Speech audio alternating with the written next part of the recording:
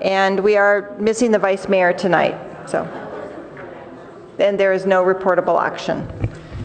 So this is the evening that we have continued what we did take up on Monday, which was the scoping session for the comprehensive plan.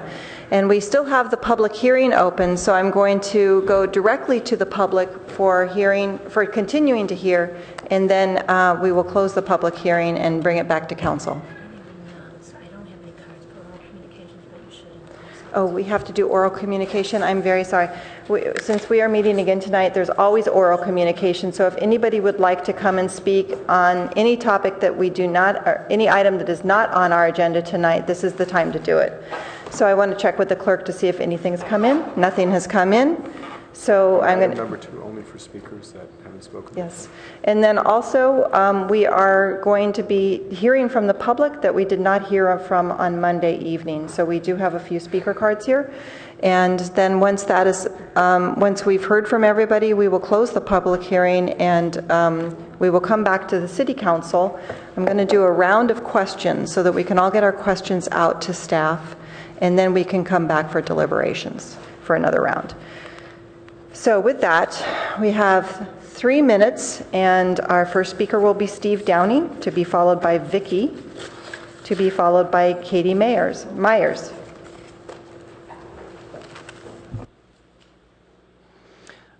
Thank you, Mayor. Thank you, council members, for your attention. My name is Steve. I've lived here in Palo Alto for 3 years. I work downtown. I've worked here for 6 years, and I love Palo Alto. This is my home. I love the people here. I'm very much in favor of growth, residential growth, business growth here in Palo Alto. I very much urge that.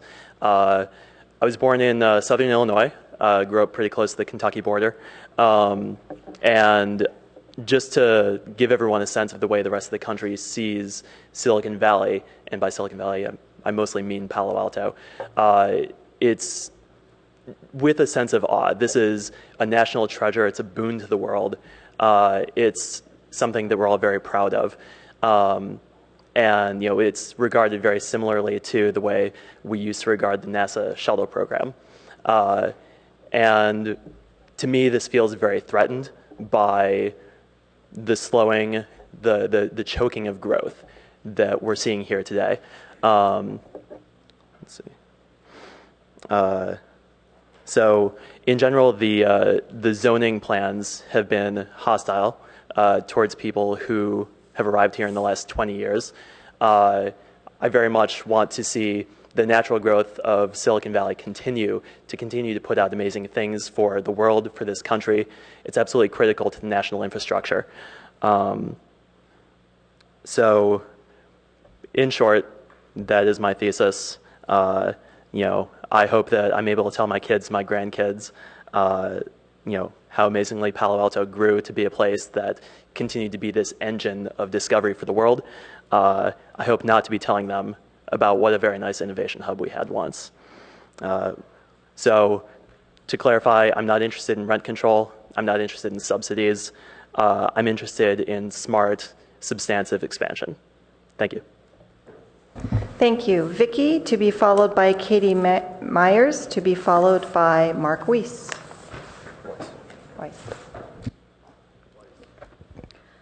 Good evening, members of the City Council. Thank you for the opportunity to speak tonight. To be honest, I work in Palo Alto, but I'm not a resident. That's because I couldn't afford to be one. I was here for the entire public hearing on Monday night. I heard my peers say that they lived in Palo Alto for a couple years and were priced out of the city they love, with rent increasing more than 30% over 3 years. Younger than them by only a couple years, I'm here to share that I was priced out before I even had a chance to live here. I recently graduated and started my first job in downtown Palo Alto. As I was planning my move across the country, I knew that I didn't want to have a car. I also really wanted to live downtown and be able to walk to work and support the businesses there. Most new graduates struggle with finding a job. What I discovered was it's even harder to find an affordable place to live in Palo Alto within walking or biking distance of downtown. In fact, after searching for months, I could not find one. There is a significant cost to doing nothing. By doing nothing to solve the housing problem, you effectively price out and exclude the next generation and other demographics from even considering living in Palo Alto. You lose all of the talent, economic opportunities, and growth associated with having these demographics. Imagine you, or perhaps your child, just finished school, and you're eager to start your adult life in Silicon Valley. Welcome to Palo Alto, a city that you can't afford to live in. A city that in 15 years might be exactly the same. One that still doesn't have a modern movie theater, one that's still congested, if not more so, one that you still can't afford to live in and never will be able to. Please give us a chance to join this amazing community, contribute to it, and make it even better. We can only do that with growth, strategic development, and a place to live. Thank you. Thank you. Katie Myers, to be followed by Mark Weiss, to be followed by Corey Wolbach. Thank you, council members and Mayor Shepherd. I appreciate the opportunity to address you this evening. I'll admit my remarks tonight are rather modest. I live a few blocks from here, walking distance. In fact, I hoofed it here this evening. I'm a resident, and my husband, someone who works in downtown Palo Alto. The vision I paint for you today is one where we are contributing members of this vibrant community. We walk to the downtown shops and restaurants. We pay taxes here. But as we've just been married, we plan to start a family soon, one where our household will grow from 2 to 3 or perhaps 4. And that vision of the future means that someone who today is a contributing member of this city will no longer be able to, for the reasons that my peers have echoed earlier this evening, because I can no longer afford to live and to buy a home here. We can afford to live here today. I would hope that this council will take modest advice from a modest person and imagine for a moment just a tabula rasa world, one where no one comes in with preconceived notions of the correct action for this city, and instead imagines what our core goal is. And I know that all of the members in this room are highly devoted to it, where we want the best for the people in our city, a utilitarian ideal, one where we want the most good for the most people. Is the most good for the most people a notion where we stifle growth? Or is the most good for the most people keeping the valued citizens that we have here today, giving them an opportunity to continue to be parts of this community? If it's not clear by my words so far, I clearly am in support of growth in this amazing city, one that's home of nationally and internationally recognized universities, nationally and internationally recognized businesses, and one that I think can continue to achieve great things if we make appropriate actions today to help us continue to grow. Thank you. Thank you, Mark Weiss, to be followed by Corey Wolbach.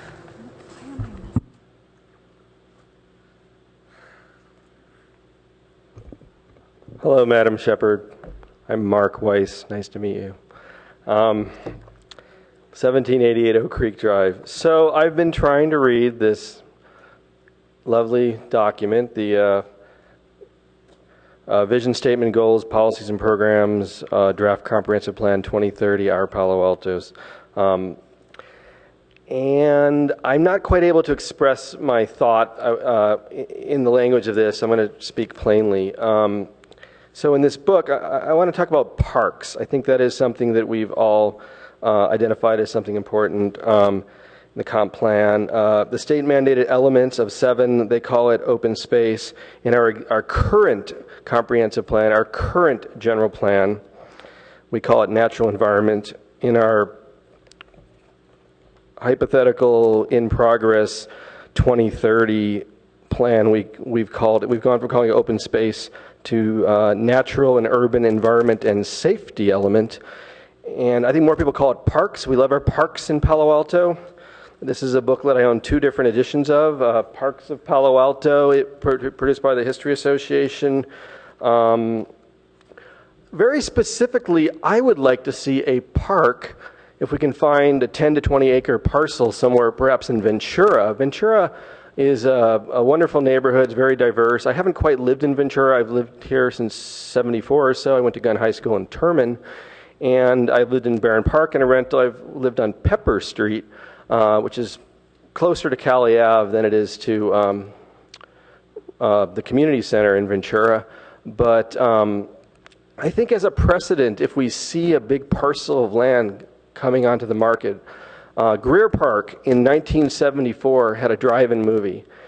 And just as drive-in movies went obsolete, if a big box retailer goes obsolete and is downsizing its footprint or they're going online or whatnot, we should think about raising some money or however we do it and grabbing a parkland. It would really help raise the value of all the undervalued property in Ventura. And I think people really love parks. It's interesting just getting through this how reluctant they are to use the word parks. It's very strange to me. But that's all I have to say tonight is that I think,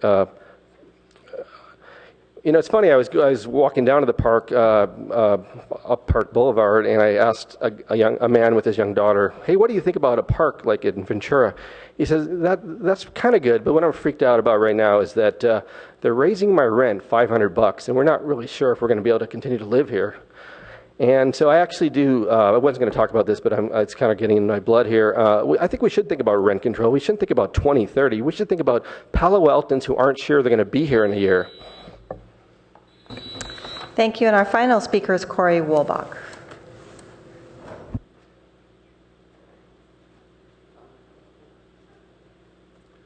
Good evening. We can debate until the cows come home what's worse, too many cars or not enough places to live, but I think it's a bit of an absurd debate because they have root causes that are similar. And if we actually put our heads together and work collaboratively, we might be able to find policy solutions that address these issues simultaneously. Central to our concerns, central to these problems that we debate, not enough space for the cars, not enough space for the people, is an absurd jobs housing imbalance that is terrible in Palo Alto. I know that Palo Alto is never going to be a cheap place to live because it's always going to be a desirable place to live. But we don't have to artificially keep prices obscenely high by artificially restricting the supply. We do need to talk carefully about where additional small to mid-sized units can go in Palo Alto in the long term. I'm open to any ideas, any policy ideas about how that can happen. We have to be very careful about how that happens to make sure that our infrastructure, particularly our transportation infrastructure, as well as our schools, can accommodate any change in population. But the traffic impacts that we have, the parking impacts we have, aren't because there are too many people living in Palo Alto. It's because too many people drive to Palo Alto during the day. In order to address and in order to change what we're facing, we're going to need leadership. We're going to need leadership from the council that sets a value on community character, which recognizes that community character depends on community continuity. When people who grow up here can't stay here, and people who grow old here can't stay here, we have to ask carefully what that means for our character. Again, I am open to ideas about how we work on that, but we need to set that as a value.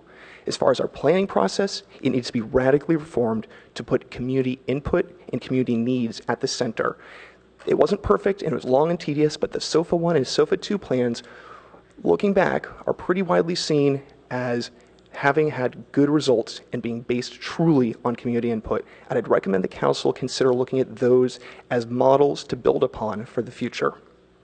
As far as the short term, though, you need to move aggressively on TDM. You need to move aggressively on dealing with traffic.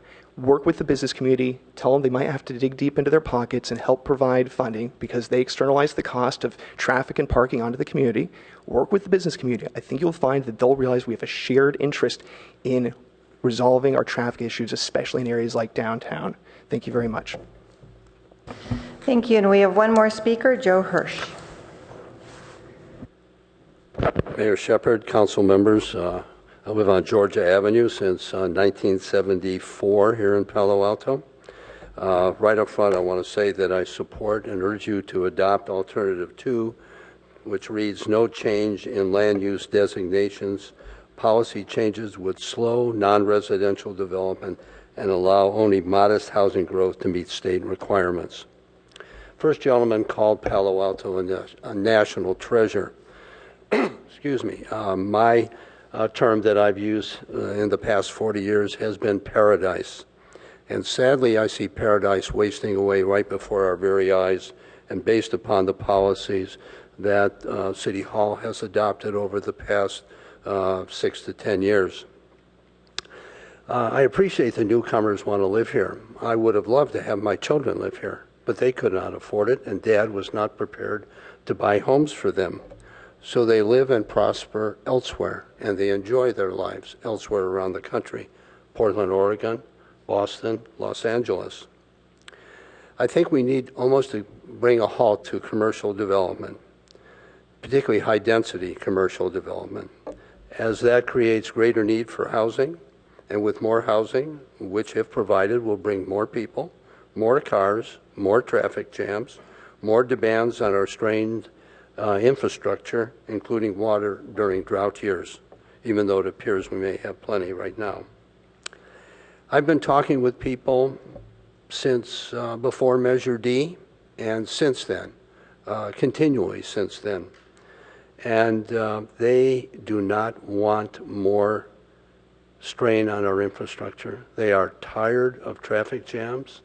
As I drive around town, I see half-mile traffic jams at times on Alma, on San Antonio, long lines of traffic on El Camino. People want slow down the development. Maybe some more housing, but not of the high density variety. We need to take a step back and see what we've done to ourselves and what we could be doing to ourselves. And I think Alternative 2 does that, and I urge you to adopt that for study. Thank you. Thank you. And that concludes the public speaker cards. And so we are going to turn back to council and ready to take questions or round of questions.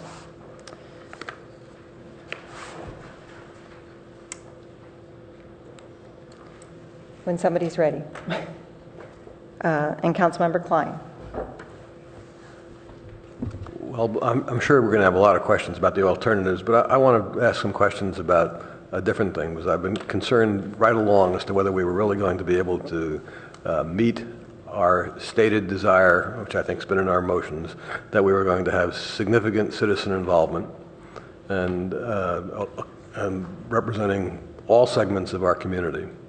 And we've had 3 public meetings, and I attended the first along with Councilmember Schmid, and I wasn't able to go to the other 2. I know that I think some council members attended either the second or third or maybe both. And according to staff, we got up to maybe 70 people at the last one. And it wasn't clear to me from the staff report as to whether those 70 people at session number 3 were different 70 people, or they were pretty much the first 40 plus an additional 30. And I was disappointed actually that we didn't seem to have any record of who really was at these meetings, or if we did, this doesn't appear in the staff by name. So I'm not clear yet whether how many unique people we've reached. And we did hear some numbers of people who responded to our website, which was encouraging. But I haven't seen any breakdown as to whether we're reaching all segments of our community, or even whether we're trying to figure out whether we've reached, to be very, very clear, our Asian community, which now represents 25 to 30% of our population. I think there was perhaps, I don't think there was any member of that community at the first session, the one that I attended, perhaps one. So I'm really concerned that we are not living up to that. I think that the numbers at the first 3 sessions, glad to see the modest increase, but I think we're a long way from meeting at least my goal for significant citizen participation of all segments of our community. So I'd like to hear more from staff as to what we're going to do for better outreach. I'm still not persuaded that this is really that the outreach aspect is something that planners ought to be handling, whether we should be having people with an outreach expertise.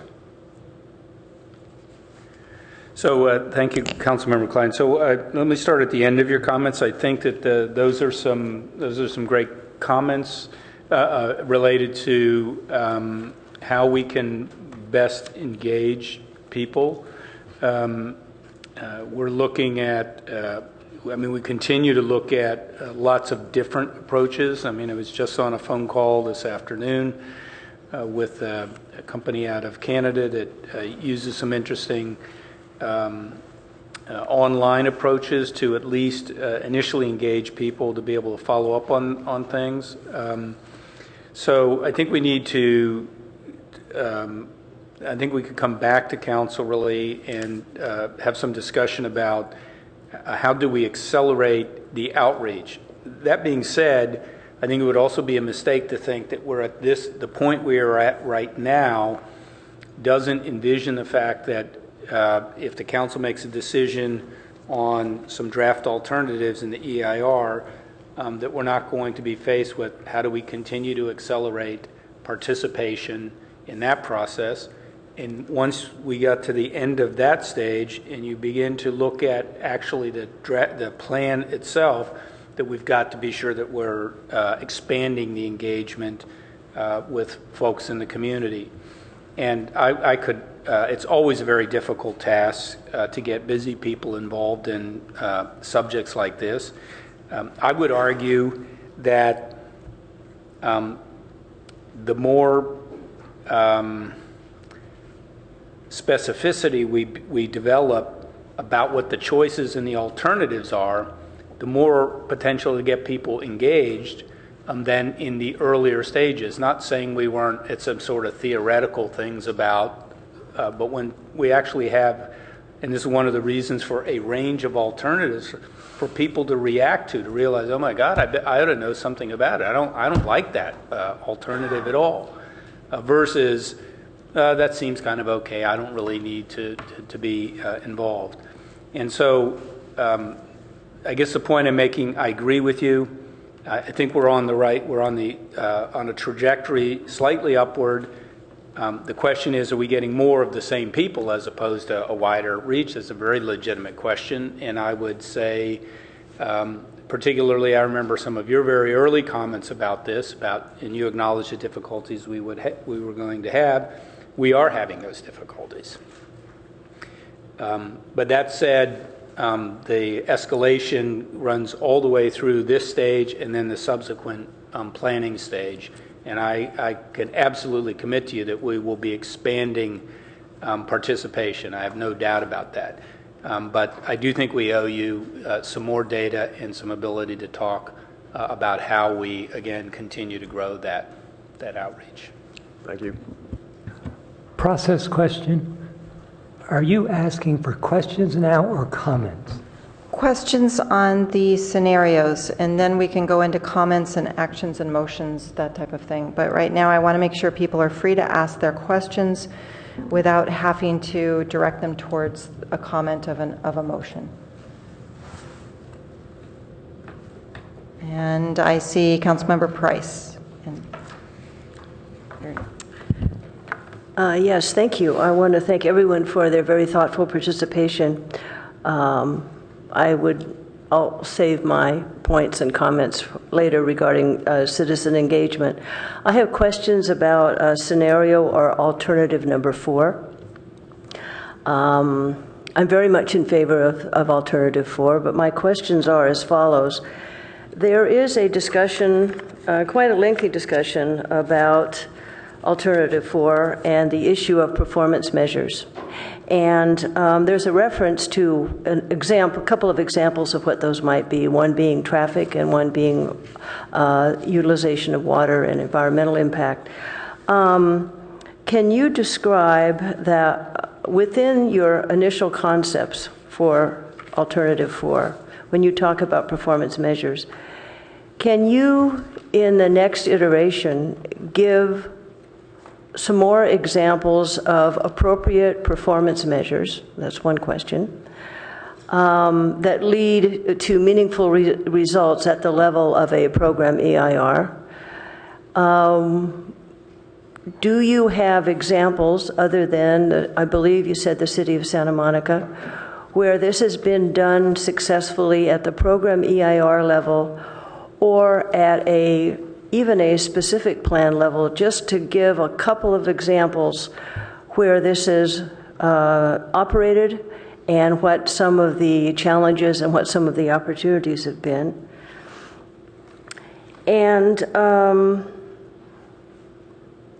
can you make the differentiation at this stage between what you are imagining other additional performance measures would be and how that would differ from a mitigation monitoring plan?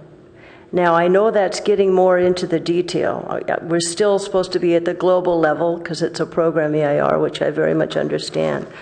But if you could respond to those, and those are some of the questions I have, to really refine the definition, the examples, and the kind of gestalt and scope of Alternative 4 more than what you've conveyed thus far. I think it does provide great flexibility, but if you could respond, that would be very helpful.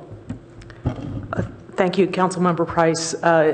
This may be an opportunity to step back for a minute and talk about how Alternative 4 fits into the range of alternatives here, and then I'll get to your questions.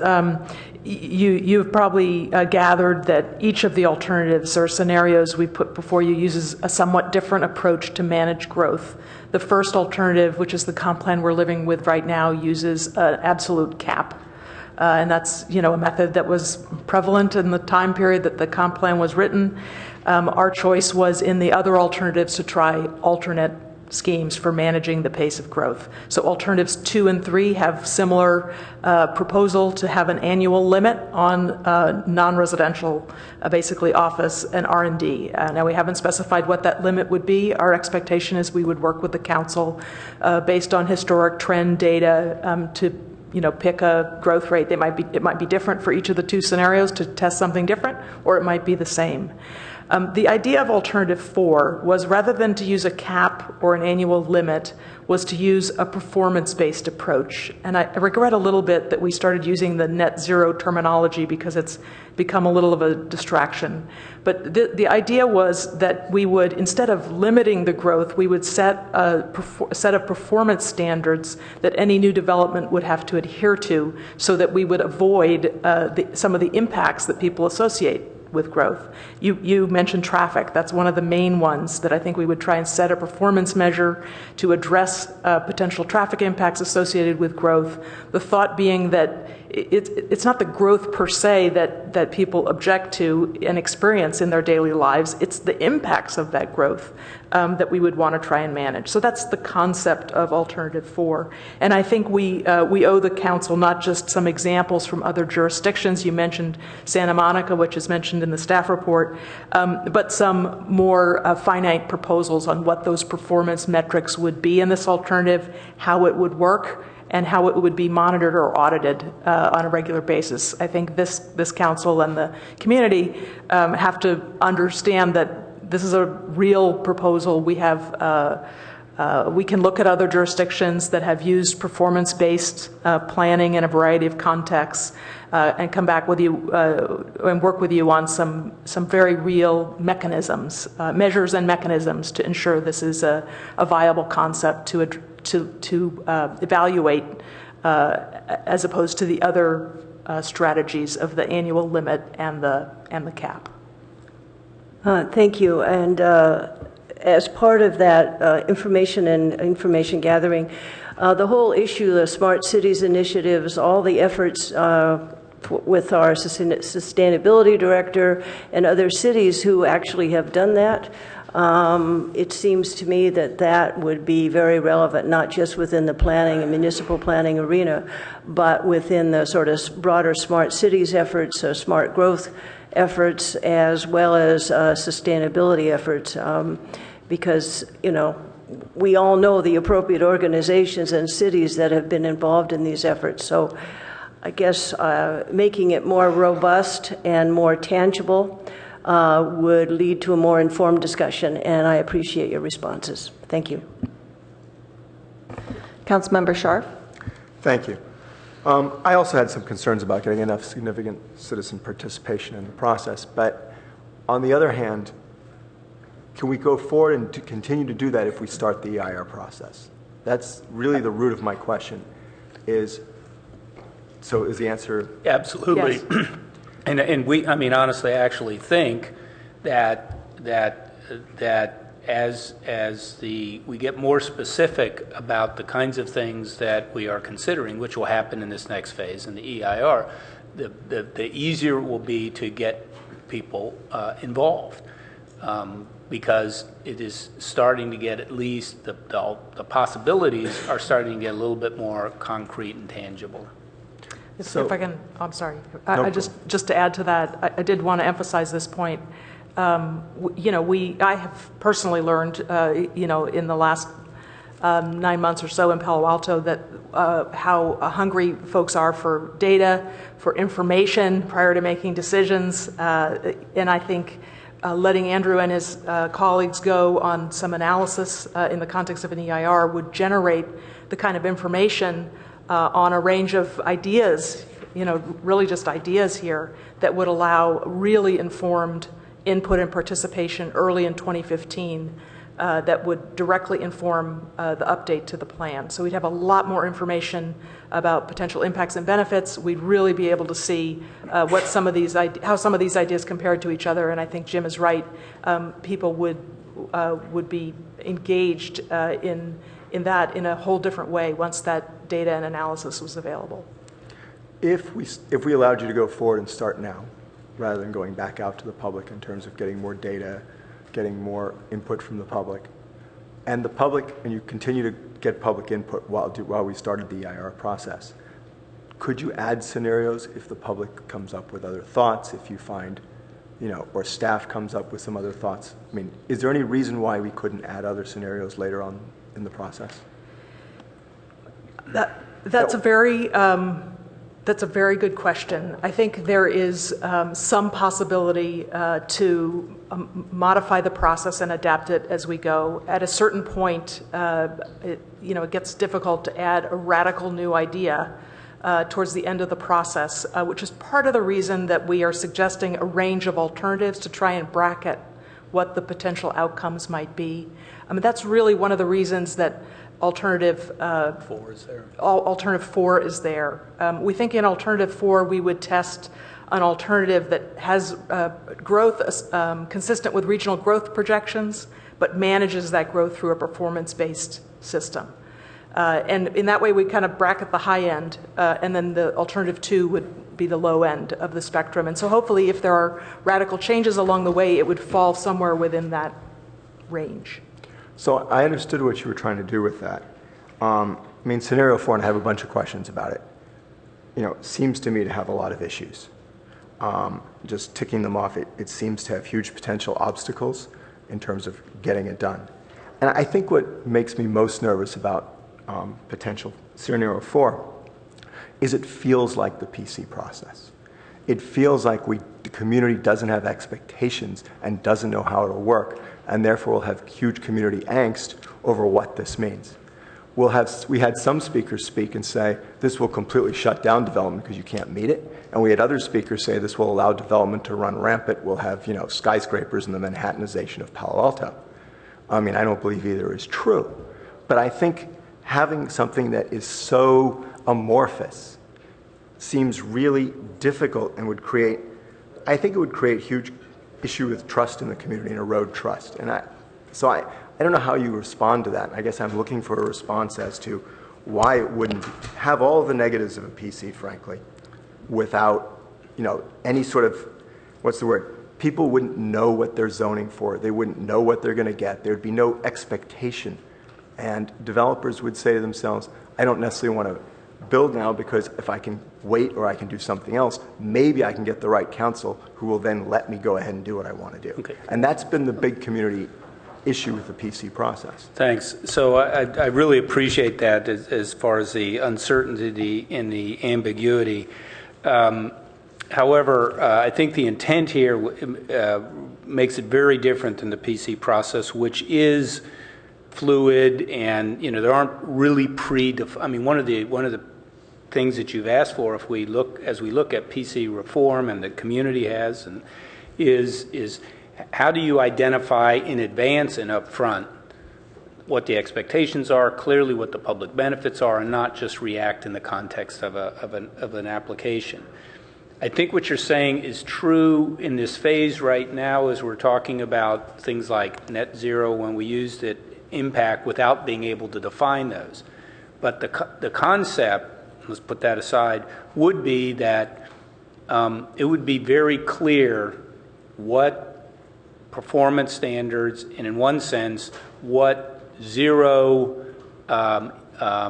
impact requirements must be met in order to go ahead and build. So let's just say in the simplest way, and I'll just say with net zero for a second. If one of the prime criteria was one could build a building, say, to a certain extent, only under the condition that there were absolutely no net new trips associated with that building.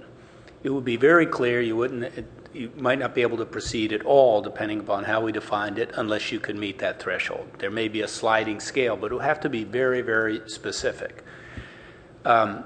So I think if we ever got to a stage where we're using performance-based measures to manage growth, it would only be in a situation where the rules of the game were very, very clear. I happen to be in the camp right now that would think that the way we've proposed option 4 would be very restrictive for the most part, and probably what would happen, because we would have to put in enough no impact measures that in the current development environment about how deals are put together, how people build, how they approach all of these things, this is very much new territory. Now, I'm going to go back and say why we even thought about it, and I do agree that maybe it was confusing, is that the staff did feel that there needed to be a growth alternative. And there have been some folks showing up in the recent meetings, and in particular, who've said there does need to be a growth alternative. I think for folks who are even opposed to a growth alternative, their case can be better made if we actually do look at a growth alternative and actually get the data and the impacts and the sort of things that ought to show those things. But we also felt that in our current environment, we needed to look at some mitigation to that potential growth by expecting we would put limiting performance standards that would have to be in keeping with values that Palo Alto has. Now, in particular, we were focused on sustainable measures. The truth is, there are all kinds of performance measures you could put on things. You could put design criteria together that would have to be met. You could put impacts in lots of different ways. I don't think you will want to have 100 different measures, and that's why this starts to get complicated. But the intention was to have a growth alternative that still allowed the city to be in clear control about ensuring that, as Hillary said early on, the impacts that are rattling our community have to be managed or you can't proceed. That was the thought. It probably should be more of a two-step process maybe than the way we've tried to fold it in together that makes it a little confusing. I guess I would only add one thought to that. We are here tonight hoping to get your comments and direction to proceed with some of the EIR analysis. I think we recognize that even should you say do that tonight versus do that, I don't know, 30 days from now, that we would need to come back to the council on two main issues. One is this discussion of what are the performance measures in scenario 4, and the other is what is the annual limit in alternatives 2 and 3. So our hope is that we'll have your blessing to proceed. Andrew and his colleagues can get started on some of this analysis, but our expectation is that we would be coming back to the council to hash out at a minimum those two really important things. I'm hoping within 30 days. Let me just add that, because I'm glad you did, because you said that a few minutes ago about you need to pick a growth rate, for example, for option 2 and 3. So there's no way to study the impact of an annual cap if you don't actually set specifically what that cap is. Is it 25,000 square feet? Is it 50? Whatever it is. And so we can't really proceed with the detailed phase of the analysis until you set that. And the same thing as she just said on the other option.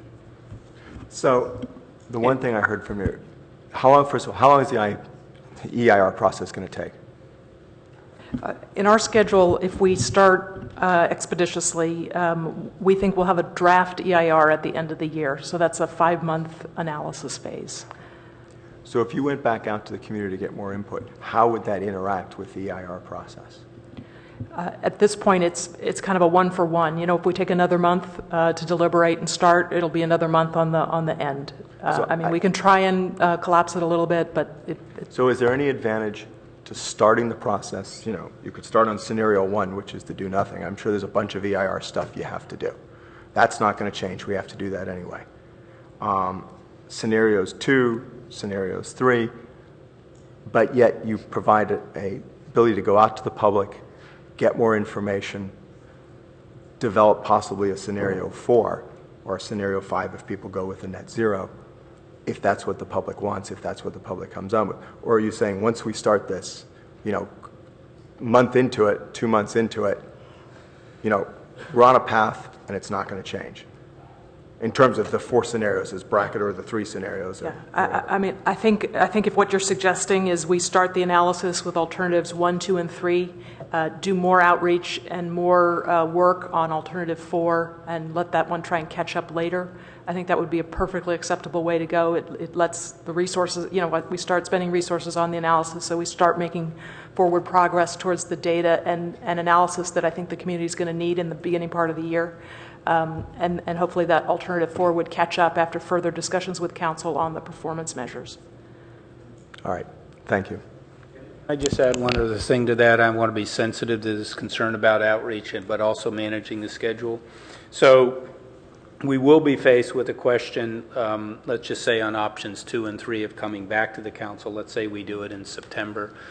So the question would get to be, do you want us to bring you some data and some options, and you make the decision on setting that here at this meeting and hearing from folks, or do you want us also to find some way to identify and kind of, again, beat the drums and get out in the community even on 2 and 3? There may be very much people who would say, I don't think that's the right annual cap rate growth on either of those options, and try to engage the public in some sense as to what those numbers ought to be. And we might be able to do that even online in a lot of ways. Since I still have the floor, I would like you to continue to beat the bushes and get a sense in the community what those caps should be. And that's what I mean. I don't think we have enough community engagement. I don't want to rush this process that we lose that. On the other hand, and I don't necessarily feel we have to start the process right now, and that's why I was asking those questions about whether or not starting the process doesn't preclude any of that, or we can slow it down so that you can do the community outreach, especially on issues like the growth cap, which is probably the most, you know, pertinent issue in all of this. All right, thank you. Councilmember Burt. Well, first I have a follow-on question from Monday, which aligns with some of the questions colleagues have just been asking. We had a process of 3 public meetings. We came up with 9 scenarios, winnowed it down to 4. We had a limited portion of the public participating, and very limited, in each of those meetings.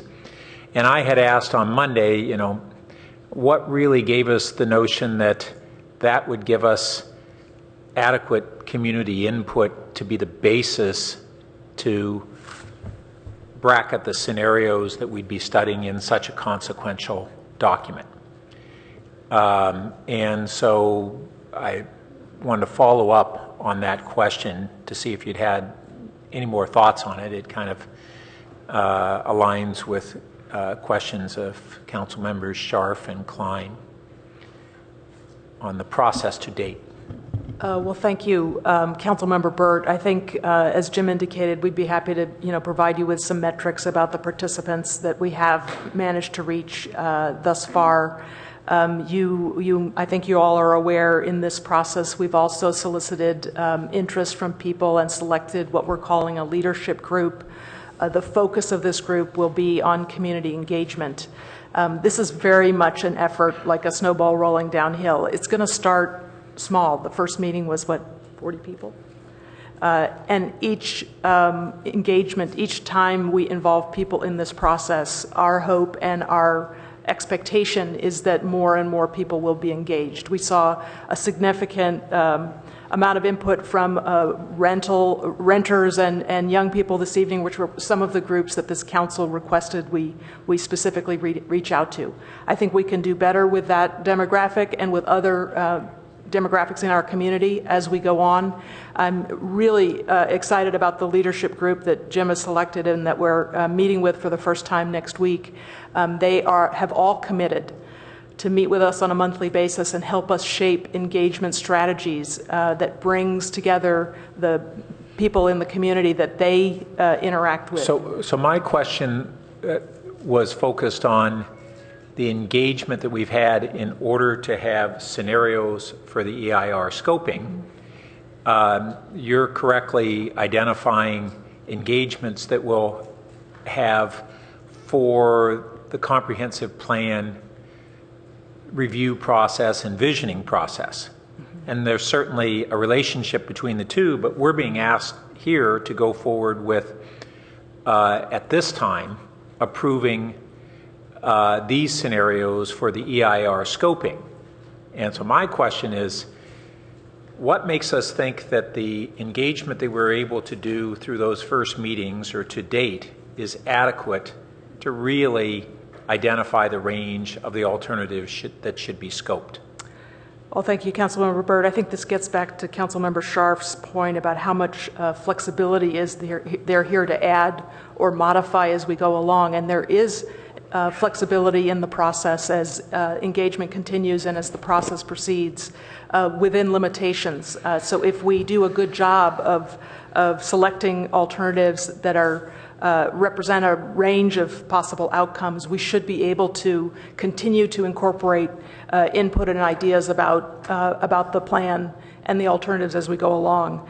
I'd also say that, as Jim indicated, the kind of input we're going to get, and in any EIR process or planning process, this happens, the kind of input that you get early on when they're just big ideas is different than the input you get when you start to put data and analysis behind those ideas and really let people compare strengths and weaknesses. And I think our desire to start the EIR process is just so that we can have that kind of information. If I just might add another thing, I just want to restate what I said on Monday, which is, this is the council's process, so ultimately, if it needs to be adjusted or modified or whatever, understanding that there are consequences, and I'm not being judgmental about those, they're just trade-off consequences, we should do that. A lot of us have been doing this for a long period of time, and I think that in a community-wide outreach effort, it's extremely difficult to just generate across areas all the range of ideas and get those really accepted and focused. It is ultimately easier to settle on some options and then have folks react to that. It's sort of easier to edit and modify and say, no, that's not what I want to see, than to just sort of say, let's just have a dreaming, visioning process. So one of the questions I would say back to the council you have to ask is, do you feel that if we had 4 alternatives, that you would want to see us do some outreach on those 4 alternatives before you settle on them even, so that you would say, that we reach out and saying, these are the alternatives we're going to study. We think this provides enough flexibility to do all of these things, but is that either too wide or too narrow in some way for you, and therefore is there something missing here that you think needs to happen? And of course we need to be able to respond, oh, no, that could be accommodated safely. More specific, Greg's question more specifically, yes, we think that could be effectively accommodated within the EIR process and be protected, versus, oh, wait a minute, that's so far out of the range, maybe we need to think about that, and is that a 5th alternative or whatever it is that needs to be studied? I appreciate that in many ways it's an iterative process, and that the EIR scoping will help inform the broader discussion. It still goes back for me to the question of, given that, have we done enough groundwork to have the right scenarios to be scoped. Is this the right range to study? We have this leadership group, which we had decided on, I don't know, almost 6 months ago in concept. We haven't had our first meeting, and we're basically, by the way this is set up, that group will not have any role in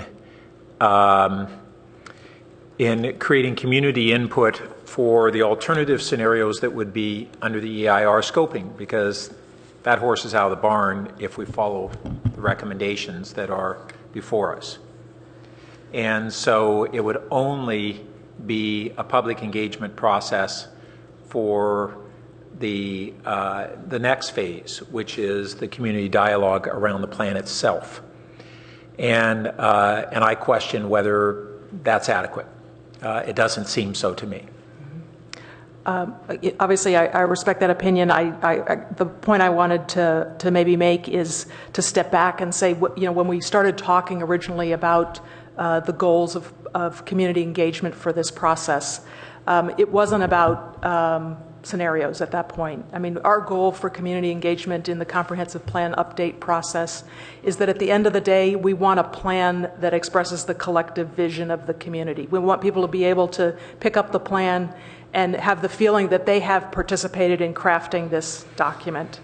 Our idea for this leadership group is that they will help us make that experience and that feeling happen. So their engagement is focused on that ultimate goal. I think it is possible to achieve that goal. I hope that some of you agree with me, and to have alternatives based on the level of input we've had thus far. I go back to one of the questions we had last on Monday was, what alternatives were suggested that you haven't included in this range? I struggled at the time, to think of any. I think I came up with one idea about, fully undergrounding Caltrain. The only other would be alternatives that would include more growth than in the scenario 4 we've been talking about this evening. So, we've had a lot of input, maybe not enough, but there haven't been ideas that have been considered and rejected at this point. Well, you framed it as a more or less. There's also a different. And for instance, one of the questions I want to get clarification on is on the mixed use on north of 101, or we might think of it as east of 101.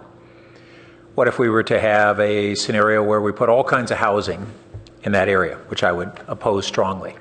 But that's a different scenario. That's not more or less growth, that's different growth. And so there are a number of different scenarios that I can imagine.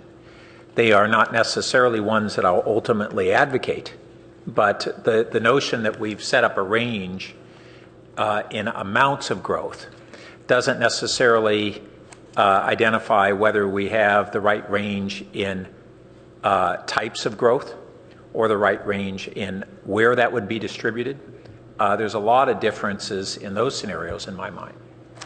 That is true. We have been focusing in this discussion so far this evening on the amount of growth. We have in these scenarios approached the location of growth as well. That is the primary difference. In fact, one of the only differences between scenario 2 and 3 is the location of growth, specifically housing that would happen under those scenarios. In addition, scenario 4 has been defined to include the idea you just mentioned of some potential residential development on the other side of 101. So it would give us an opportunity to test that concept. Now, there may be other ideas that we haven't included, but we did specifically try and get our arms around what the range of locational choices might be. Well, I would submit that there's a broader range than what you've got in your hands around so far.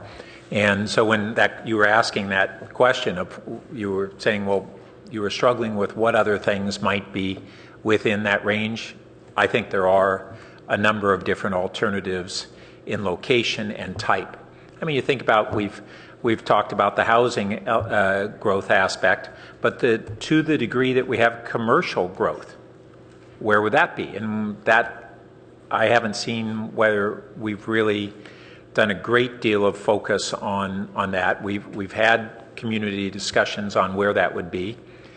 We have the context of our existing comp plan, which gives quite a bit of guideline on that.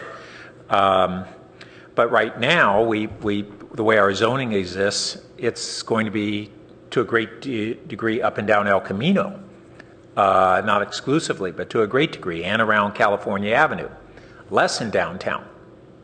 Is that the scenario that we should be evaluating? I'm not sure it is. And so I'm not sure that these scenarios have flushed out those ranges of alternatives on the locations and the types as well as the amounts. So I don't quite think it's baked yet.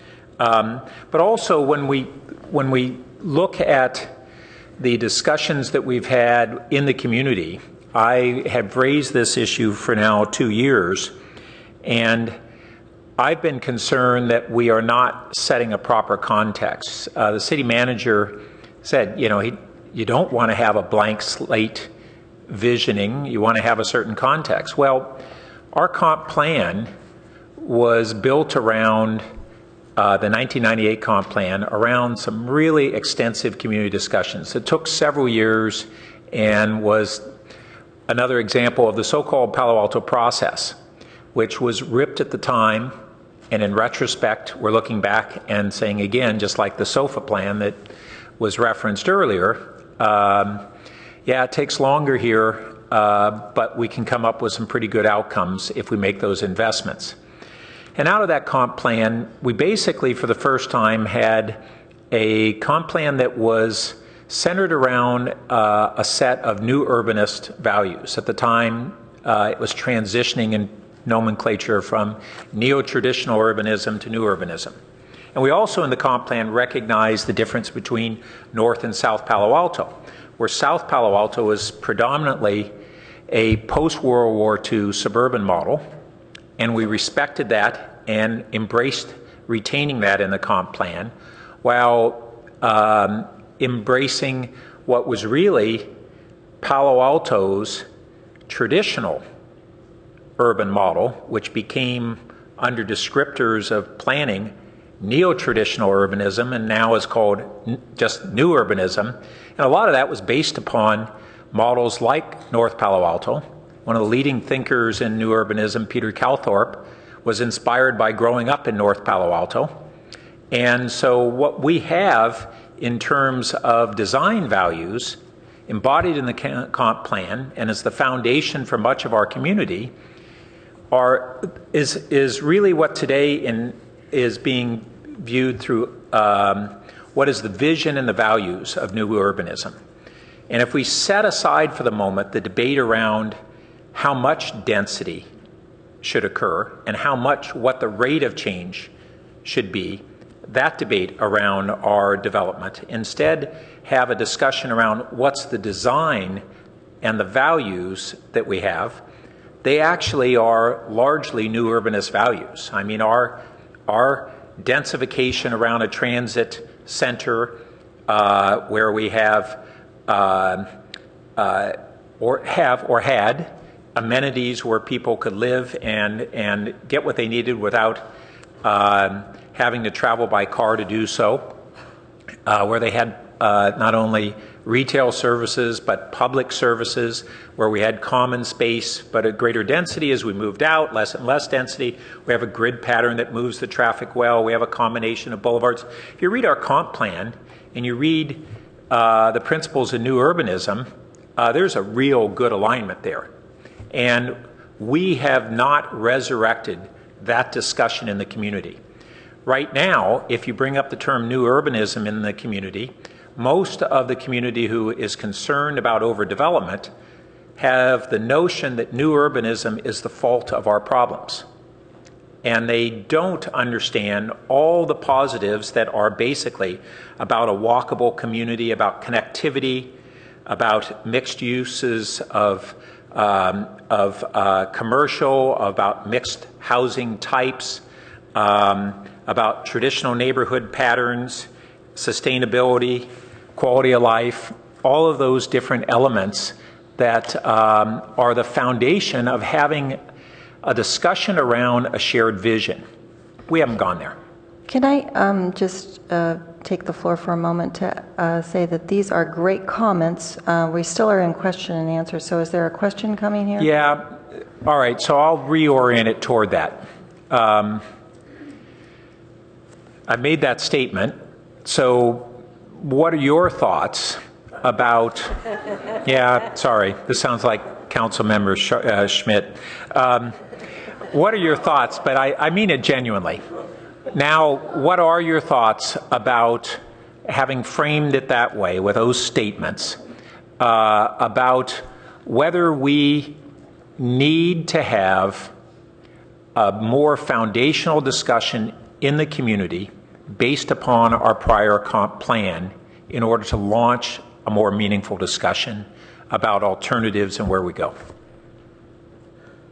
Wow. Well, let me say a few things. First, I think that Jim and I and our colleagues wouldn't have recommended this current process to the council back in March or whenever it was if the city hadn't already been working on this comp plan update for many years. If we had just started in March, I think we would have done exactly as you'd suggest. We would have had an in-depth community engagement process around values and around some of these concepts, started from there and had a different approach.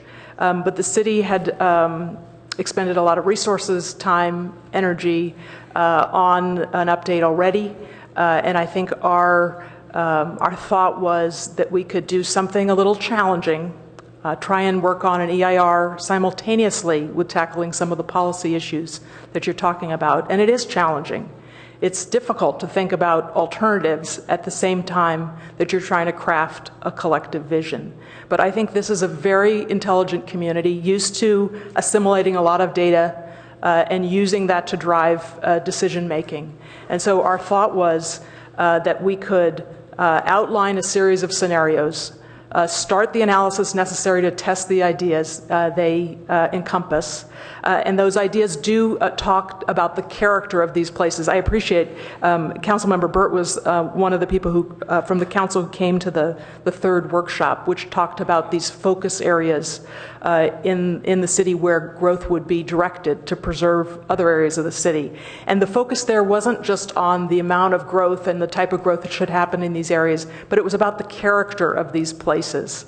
And we had these 9 groups that struggled with that, because this is hard. It's hard to think about the character of place when you're not a planner and you don't grow up with lingo and you don't throw around terms like new urbanism all the time. But people did it. People were eager to do it. And I think our expectation is that this is a community that can do this dual track process and end up at the end of the day with a collective vision that expresses some of the values that you've just articulated from the current comp plan, those that remain current to our experience, carry those forward, and also reflect the changes and the principles of sustainability that have come to the fore since that comp plan was adopted. If I just might add something to that. The thing about your question that was especially, I'm just turning it back into a question here. I think has been a true theme that's been emerging in some of the council's recent conversations clearly is in the community.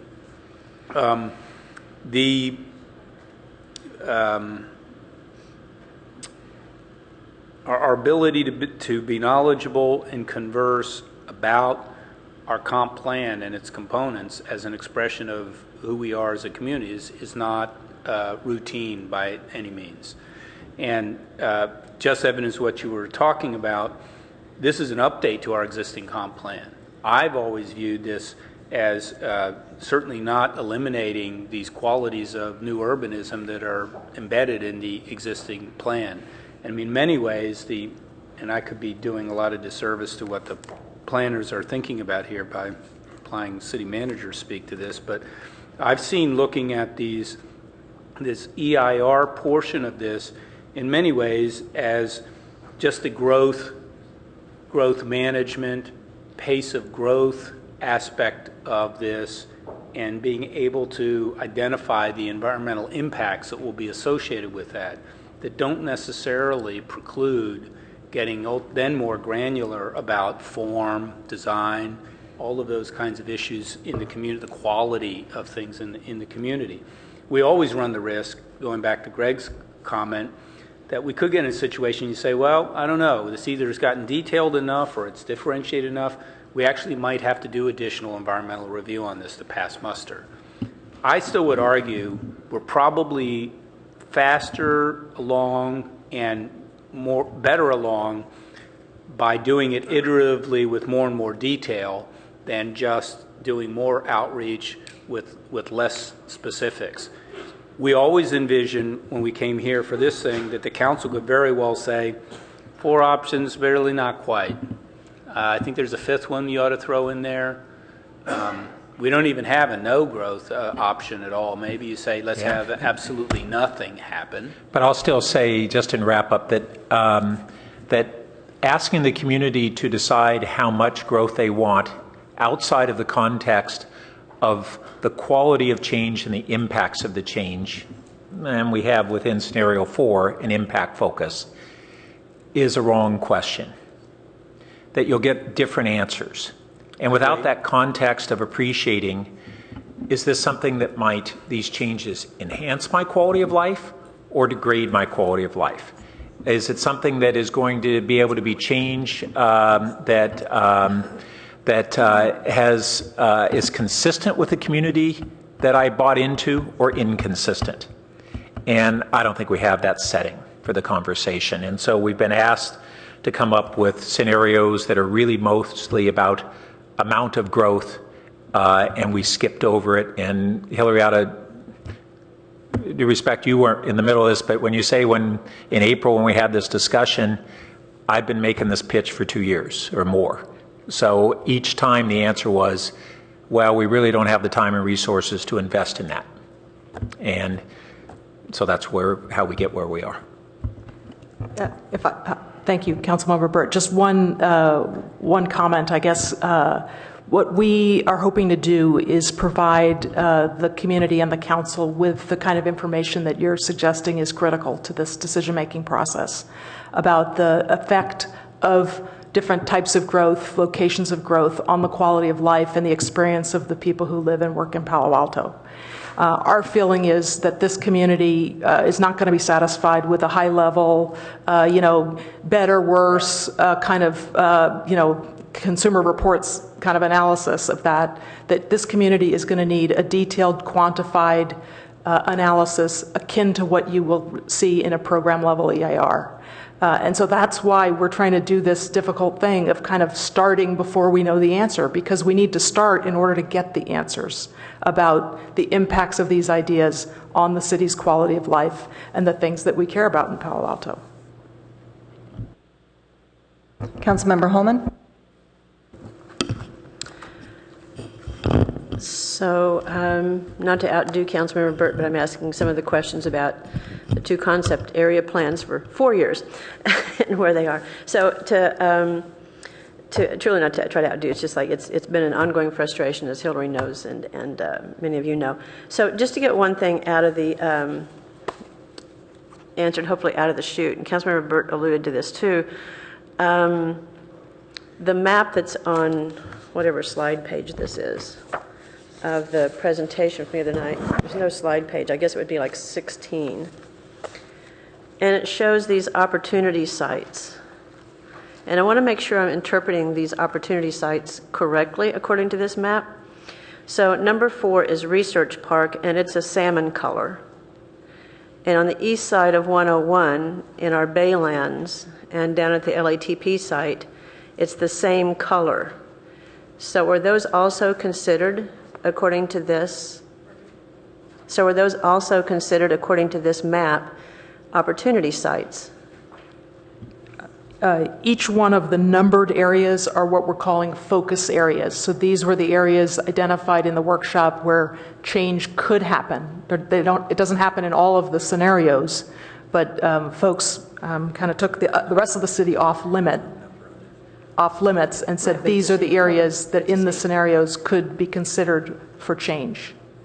So my focus is on the east side of 101 because, again, from a color and continuity purposes, it looks like there's opportunity or focus sites on the east side of 101 for growth. Yeah, that's correct. And in all of the scenarios, save alternative 4, it basically says leave it the way it is. That's an area that's zoned for non-residential use. It's largely built out.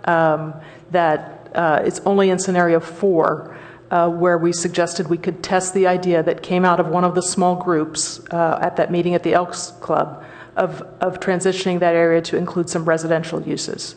Andrew, you have to stop me if I say something wrong, but I think that's the only scenario in which that idea is tested. And if that's something that the council doesn't want to test, that could be a change to scenario 4. Well, when we get to comments and such, I'll want to take those off the table. They're sensitive areas, and I'll want to take those off the table.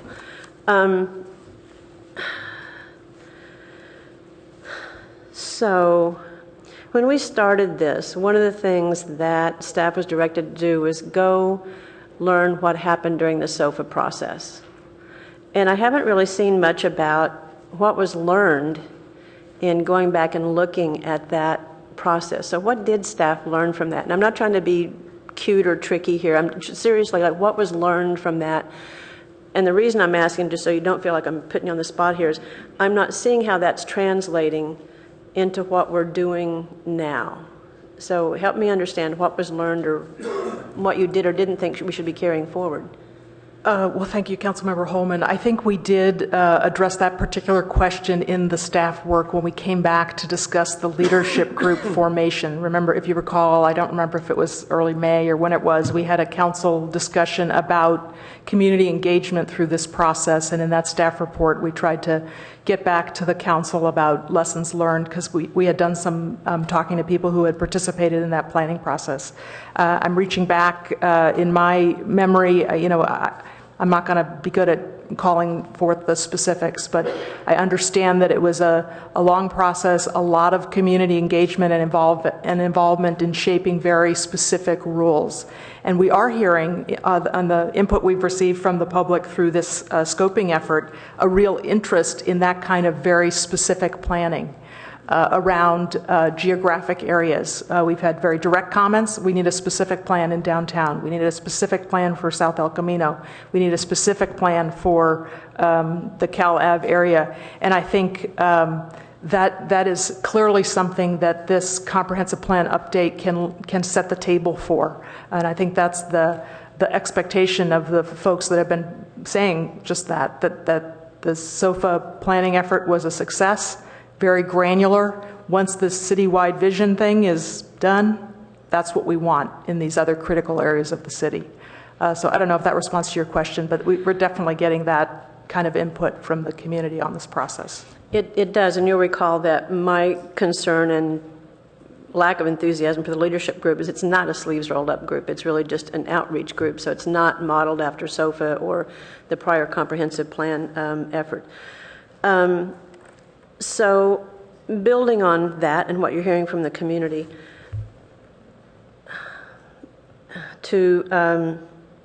let me ask it this way.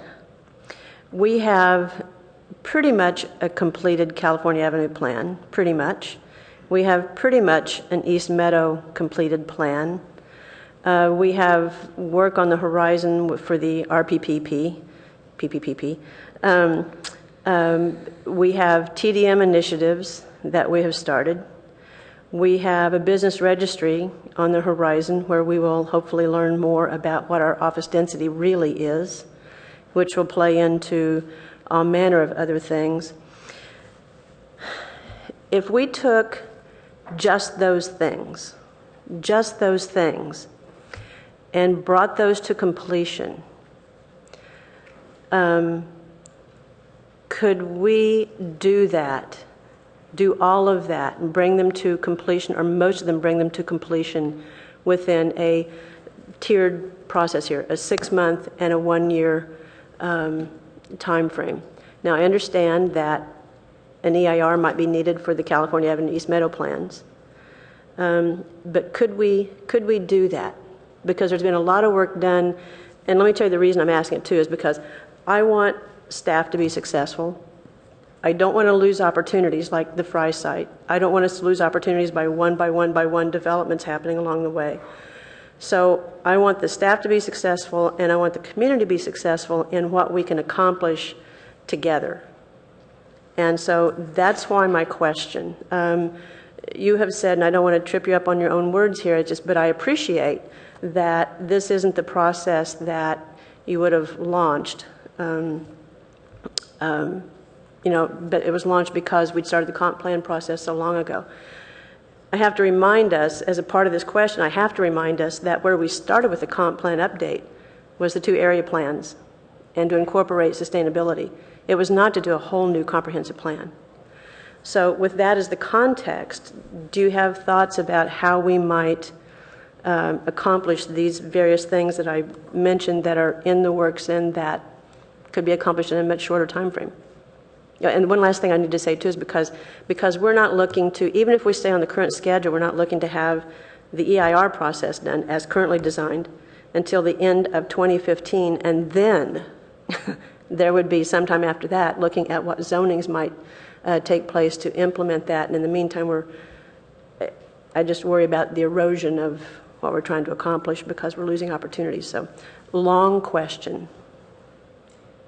Thank you for that question. I think some of these ongoing initiatives are critically important, and we're putting a lot of resources in trying to bring them forward to council in a very expeditious way. The area plans that you mentioned, I think would, as you also mentioned, probably require an EIR. An EIR on a planning effort like that has to look at growth projections. What will happen in that geographic area over the horizon of the plan. As it builds out. And so I think we'd be talking about a very similar schedule for that EIR on those 2 area plans as we're talking about for the comp plan EIR. And at the end of the day, you would have adopted those 2 area plans. If your EIR process is successfully concluded, you'd use that EIR to adopt those 2 area plans, but you'd then have to start again to analyze the balance of the city. And I guess our thought was, it's a lot easier to do 1 EIR than 2 EIRs. Why not, use this opportunity to look at the overall vision for the city, including those 2 areas, and try and get it all done. But of course, that's up to the council.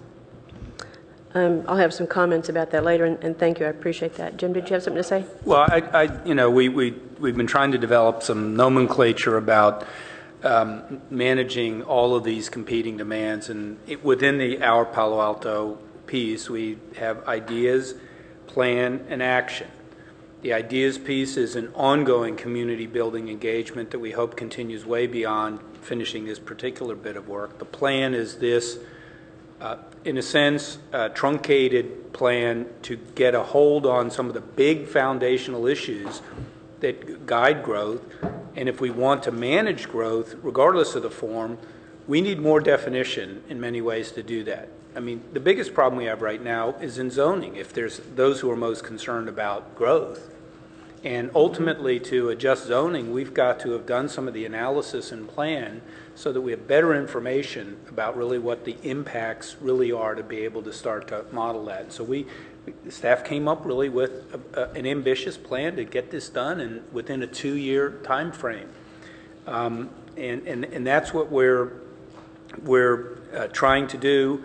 All of those things you mentioned, I think, yes, we're driving to get those things done within a year so we start to reduce a lot of the impacts. And I think, as Hillary said, and going back to a little bit of what Pat was saying, if we can lay the table right, we can then zero in on very specific planning that I would imagine could have a SOFA-type focus on them, since you've sort of set the pace of development and at least begun to mitigate the impact on infrastructure and lifestyle to be able to give us the time to work on some of those things.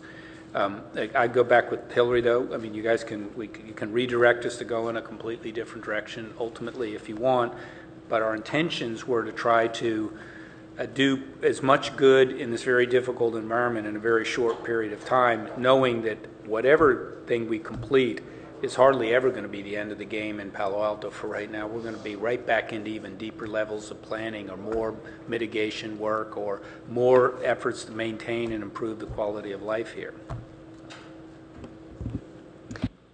I'll have comments later, but those are my questions. Councilmember Berman? I feel bad for you guys. Jim, when did you start working for Palo Alto? 48 years. You couldn't even grow a goatee when you started working for us, huh? 6 years ago? Couldn't, but it was a very different color. When did we? He had jet black hair when he came. When did we start this process of revising the comp plan? Actually, I think you all started before I was here. Didn't you sort of launch some of the things in 2006? 2006. And what decisions did the council make at that time about the revisions we were going to make to the comp plan? Was it going to be a complete overhaul? Were we going to have, a 30-person citizen commission? Were we going to have, or what was, the plan at that time? Well, I think a couple of things. I mean, it's mostly focused on those two areas, as we were talking about, on East Meadow and California Avenue.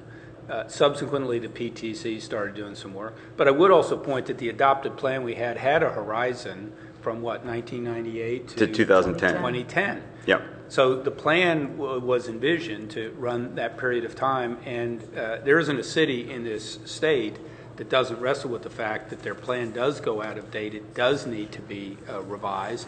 And whether everybody even likes it or not, I've never worked anywhere where everyone doesn't start criticizing, what your plan says, 2010, you better update this plan and go through a process to do that. And in many ways, that's what we're trying to do right now. And I guess one of the reasons I feel bad for you is because I feel like we as a council we're not moving the ball. I don't know that we've created a ball. I don't know that we've put a ball on the table for you guys to try to find. We talked at the beginning of this year about the outreach program that you guys were going to do.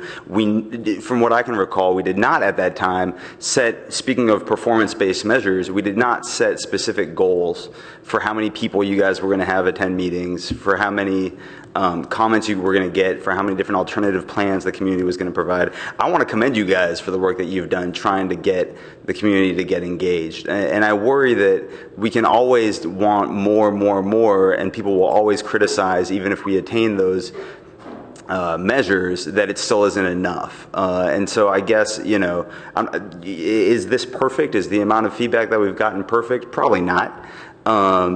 Can we force people to come and participate in meetings? No. Do I think that you guys have done a good job of trying to, generate interest in the community and get people to attend these meetings? Yeah. I guess I just want to start with that. I'm not going to ask my question about the alternatives, and it has to do with alternative 4, which I'll save comments for until comment period. But I can understand the concern that some folks have about some of the elements of Alternative 4 and how it would be implemented. Do you guys see a scenario where elements of Alternative 4 at the end of this process could be applied, pulled out of Alternative 4 and applied to some of the other alternatives that you're proposing? Yes. Yes. And if we don't study Alternative 4, can we do that? We can. Ultimately, some of those ideas may arise out of policy or mitigation measures and the like. We felt that this was a compelling way to look at an alternative that's consistent with regional growth projections. And so I think... And we could study them down the road, but we wouldn't necessarily have the data that we'll get from, and as you know, and as you alluded to, Hillary, and as I say a lot, not only do we need data in this community to make decisions, but the data's got to be pretty airtight, or else people who disagree with the policy direction will poke any small hole in the data. And so I would say, that it's unlikely that we could take advantage of some of these elements if we decide that we like them, if we don't study them at this time, or if we do try to do that down the road, we'd have to take a time out to have an exhaustive study of these ideas before we were to implement them into any policy decision down the road. So, Jim, it looks like you have something to say. I just want to add something. I think we could do this also. I think it works in the other direction also. I think if we study Alternative 4, and if it were to have this performance-based piece and not necessarily caps per se, we would collect enough data and information, we could probably then, if you wanted to, impose some sort of cap within that performance base, that was a different sort of thing. You could probably look at doing that also. You know what I mean? So blend it in that direction. Mm-hmm. Thank you. Councilmember Klein says he has a little question. Yes, it is, and it's not a comment hidden as a question, which nobody here would ever do.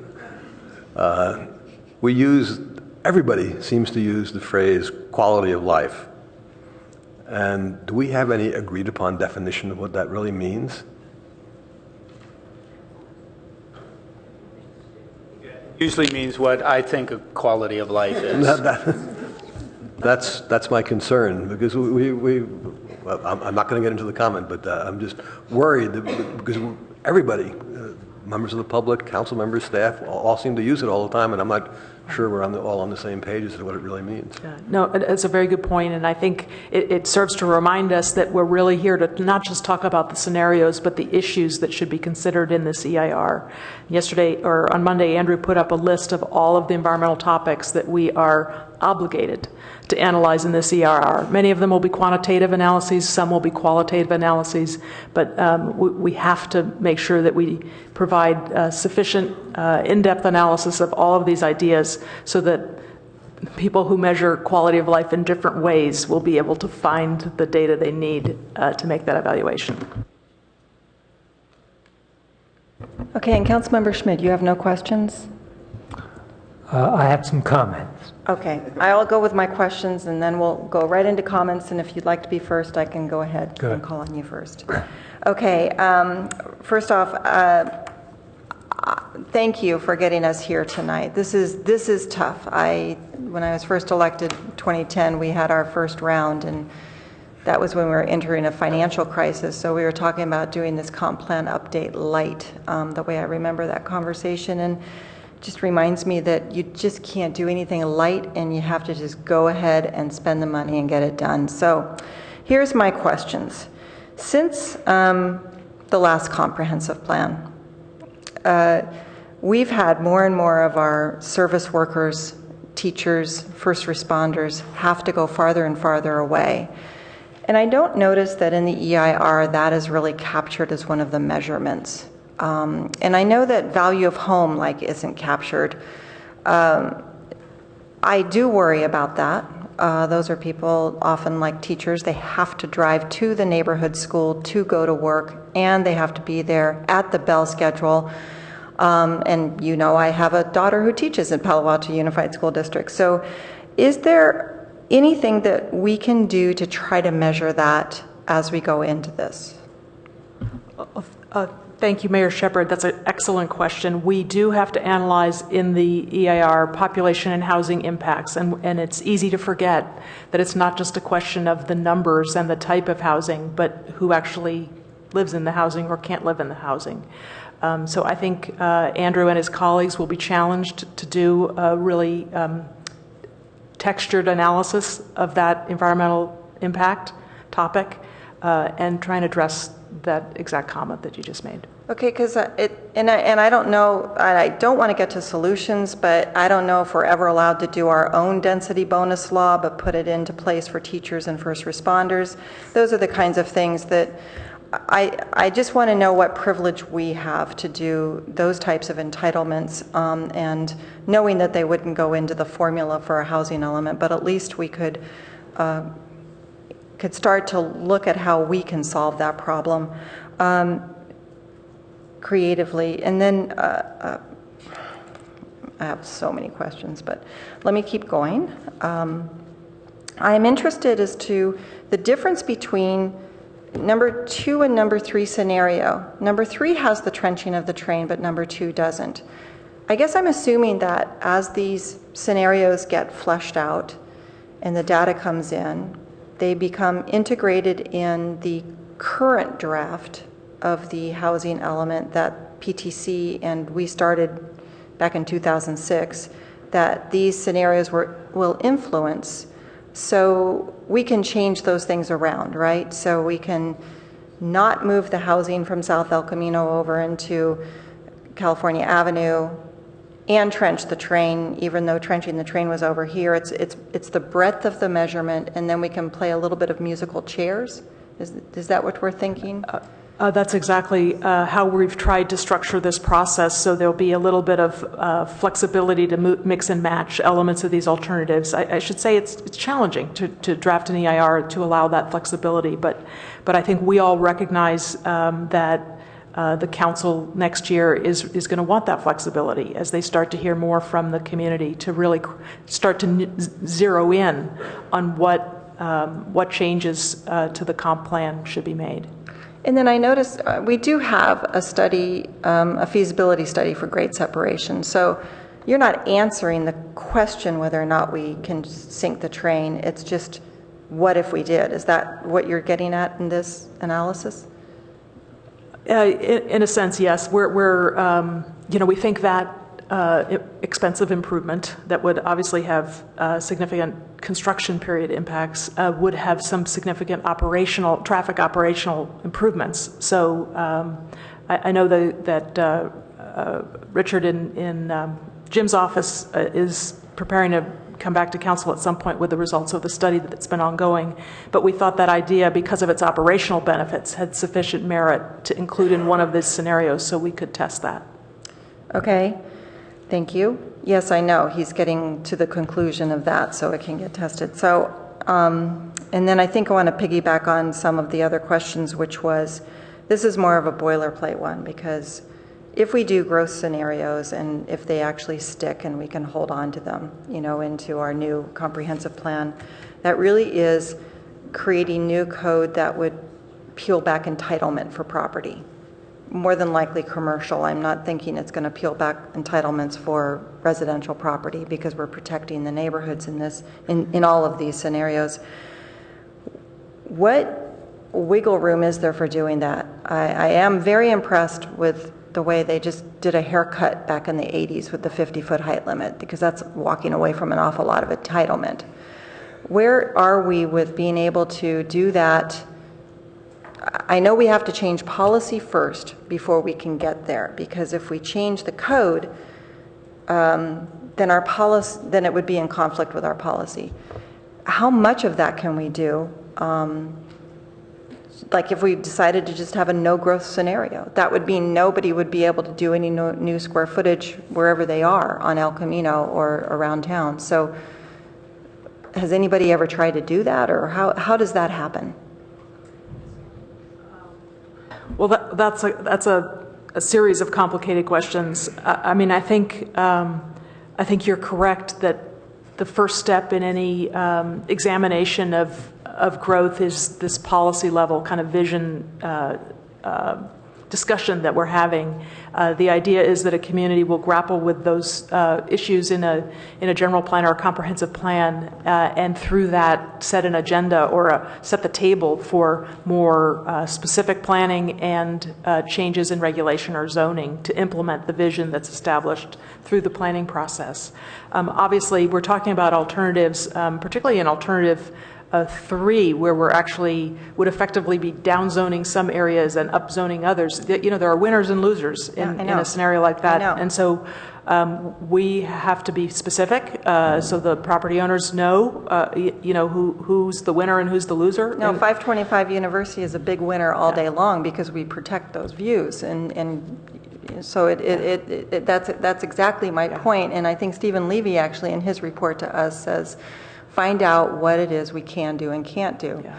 And I guess I just need to understand, and I guess this will be rolled out as we start to see the impact that the scenarios have on the current draft that's running around, so that then we can start to say, either horrors over here, we can't do that, we can't possibly do that, which is, I know where it's going to go. It's going to go back out to the community, to our Palo Alto, and then it'll go to Plan and Transportation, and finally coming to council. And at that time, we can stop it. But I guess I'd like to get some substance and texture as to what it is that we are actually allowed to do if we all just decided to start voting no on everything instead of changing our code. And let me respond to that question if I can on the no growth idea. the meeting that we had at the Elks Lodge to me was very instructive. There were a lot of people who attended who were very much in the slow growth camp. In fact, that alternative 2, the scenario 2 that you see tonight is really modeled on at least 2 of the groups at that workshop, and their focus was really on slowing the pace of non-residential growth, and they wanted to slow the pace of housing growth as well. But we had talked at an earlier workshop, and we were able to, I think, influence the discussion with the memo that Andrew's folks prepared about other communities, that we don't want Palo Alto to get into the same situation as Pleasanton, where they lost a significant litigation around housing limits. And so Alternative 2 was crafted based on that understanding and input to really be slow on the non-residential side by using a mechanism, an annual limit, and slow on the housing side just by sort of the natural kind of policy direction that would be put in place to direct the housing towards meeting our state mandated housing needs. So we didn't get to a zero, no growth alternative, but that slow on both sides of the ledger, residential and non-residential, was a direct outgrowth of the input that we received that evening, and we still get from commenters. I think you heard tonight and on Monday. They've been coming to city council meetings. Now we've got a turnout of people, really, because we're starting that conversation. But I guess I just have one more question, even though I seem to have lots of questions on my page here. We don't have, our school district boundaries. There's 3 school districts in Palo Alto. And I'm pretty sure one of the thinkings was when we put housing down on South El Camino Real, it would be Los Altos School District. So if things like that get relocated, that will be measured. It's like school district going outside the school district, inside the Palo Alto Unified School District.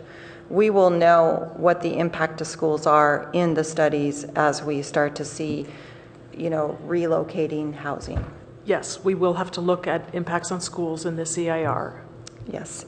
And then after we get all of these scenarios measured and influence the current draft, we can start to really script down and narrow down the vision that we've got, because we'll be able to see, I'm imagining, we'll be able to see some of the real models that could come into play that would then turn into policy, and we could see the growth spill out the way I understand what we would be looking at. But I think that having that written out and modifying our current plan would be useful for the community to kind of get their head around. It'd be more like reading a book instead of visioning things, trying to figure out if the cart is before the horse. So I don't think there's, anyway, I can make my comments later like everybody else, but thank you for the work that you've done. I think that this is, I think that getting this going is important. So let's go out to actually making our comments now. And if anybody wants to make a motion, this would be the Madam time. Mayor, I would suggest that we return to our earlier practices and have 10-minute breaks in these meetings. Great. Tonight looks like a night when we can do that without pushing ourselves past midnight. I got your note. Yeah, okay. Thank you. Okay. Why don't we do a 10-minute break and reconvene at 9 o'clock?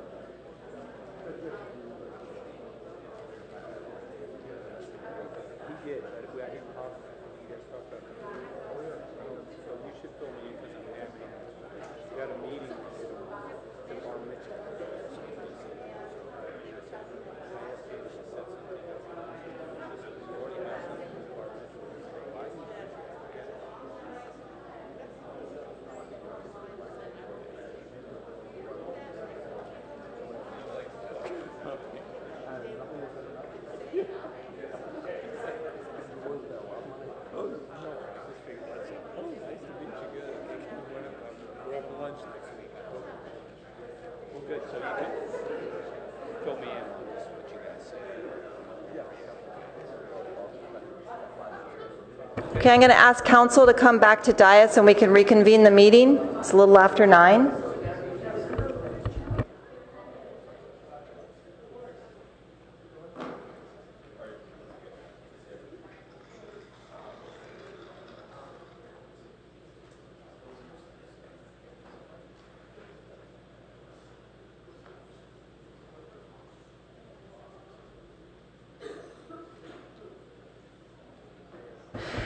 Councilmember Schmid, I think we're ready to go. Okay. What are we talking about? We are going into comments and action.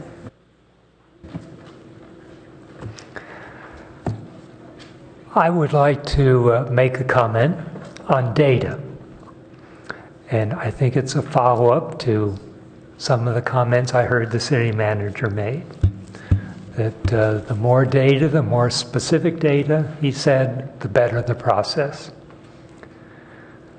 The goal is to have increasing interactivity with more detail.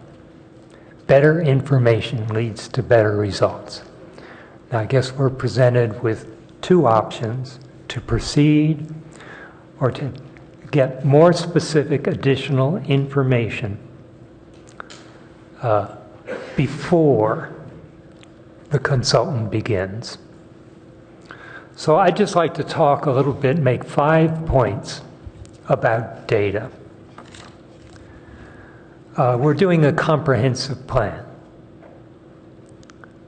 I've been on the council 6 years, and this meeting is the first concrete meeting where we talk specifically about planning. It seems to me the comp plan allows us to look at the future, visions, programs, policies that we want.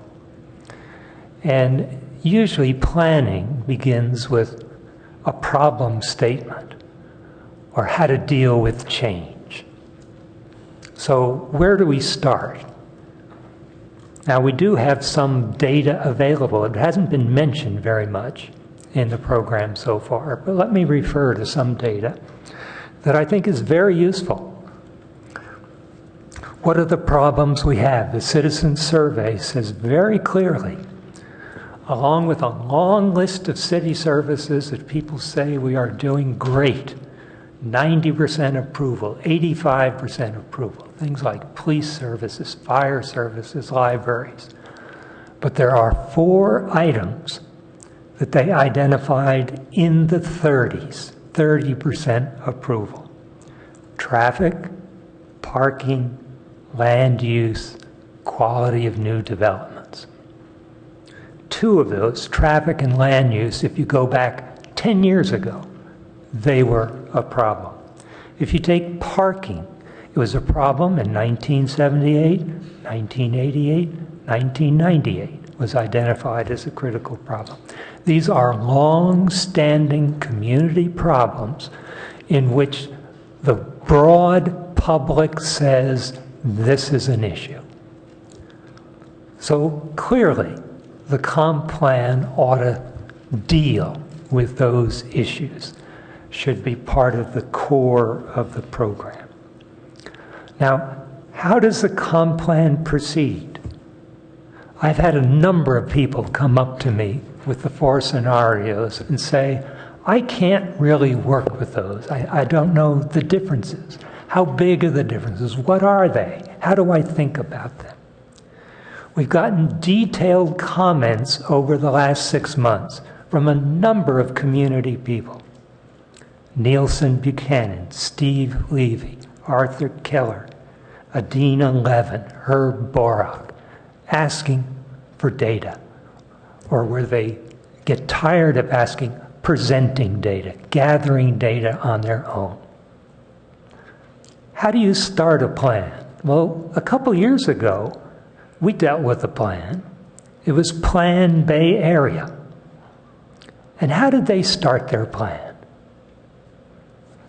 Up front, the first page, or maybe the third page of their plan, it said there are going to be 2.15 million new people in the Bay Area by 2040. Same page, they said there are going to be 1.12 million new jobs in the Bay Area. Then the plan. What are we going to do? How are we going to deal with it? Where are the roads going to be? Where are they going to live? How many in your community? Now, that's a planning process. Starts with data. Grabs people's attention. I know we had meetings where people were in the audience saying, what is this doing to us? Where did it come from? Now, there was a flaw. They never asked people, are those numbers correct? They asserted those numbers up front. We have a wonderful opportunity in our comprehensive plan to look at alternatives up front, to explore the consequences of those alternatives. In order to do that, as the city manager said, you need to focus attention on numbers. Set measures for the goals you want to achieve, and then identify measures that can be tracked over time. Now, there are two sets of numbers we got recently that haven't shown up in any of the plans. One is on parking. In 1978, the city set a goal of having one parking space for every 250 square feet of non-residential space. Today in the downtown, there's 3.16 million square feet of non-residential commercial. That equates to 12,600 parking places. If you count all the parking places in the downtown, both in parking structures and on the street, it adds up to 4,800. Now that's a bit of a gap from our goals, and that's now 40 years. We've had this for 40 years, so when we talk about our parking problem, why doesn't it come out? There's another point. If you take all the on-street parking in the downtown extended area, comes to 8,800. So even with 100% intrusion into the neighborhoods, you still only achieve 70% of the parking. So, there's a data number that, why isn't it in the beginning of our discussion of the plan? Traffic. We have been using level of service as measures of traffic, but we don't do it every year. Maybe once every 10 years, or when there's an application for a new development, we might do a close-by intersection. Dean Levin came Monday night and said, oh, LOS is no longer acceptable as a good criteria of traffic. She said, per capita vehicle is the new thing to look at. Well, actually, the Institute of Traffic Engineers, they publish the Bible every 2 years of traffic engineering, says if quality of life is the indicator you're interested in, origin to destination time surveys are what you should be doing. So, why don't we do that? Why don't we say in our comp plan, we want to explore better ways of measuring if quality of life is a good thing?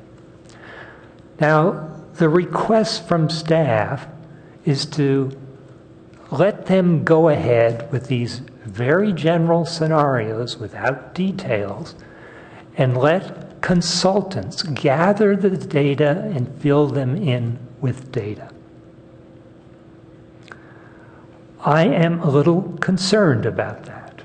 because just recently we got the development cap evaluation study. Came in May. Now, the development cap study looked at parking in the downtown. And they did an intercept survey. The intercept survey found that 48% of people working in the downtown use transit. Now, that solves a lot of the parking problem. But if you look at the Bureau of the Census American Community Survey, it says 5% use transit of Palo Alto residents and of all the communities that provide workers to Palo Alto. Redwood City, Menlo Park, Mountain View, Sunnyvale, San Jose, 5% use transit. Now, so you have two claims about parking in the downtown, 5% or 48% use transit. The 48% means there's no problem. What is the conclusion of the study? It says the intercept is much closer to reality. There is no problem. This study also referred to another survey done, a SurveyMonkey online survey that came to generally the same conclusions. They said that will be used for future traffic analysis in Palo Alto. Now, anyone who has spent time doing survey work, professionals, you know that professionals like scientifically selected random surveys weighted by population and state clearly that intercept surveys and online surveys should not be used if you're looking for population characteristics. So you can see why I'm a little skeptical about saying, oh, let a consultant, I'm not saying anything about PlaceWorks, but let a consultant go out and make these decisions with no control. I think it makes sense if the City Council is going to be responsible for our comprehensive plan, you should come back to the Council with your data selections and work through us, have an open, public, transparent discussion about that.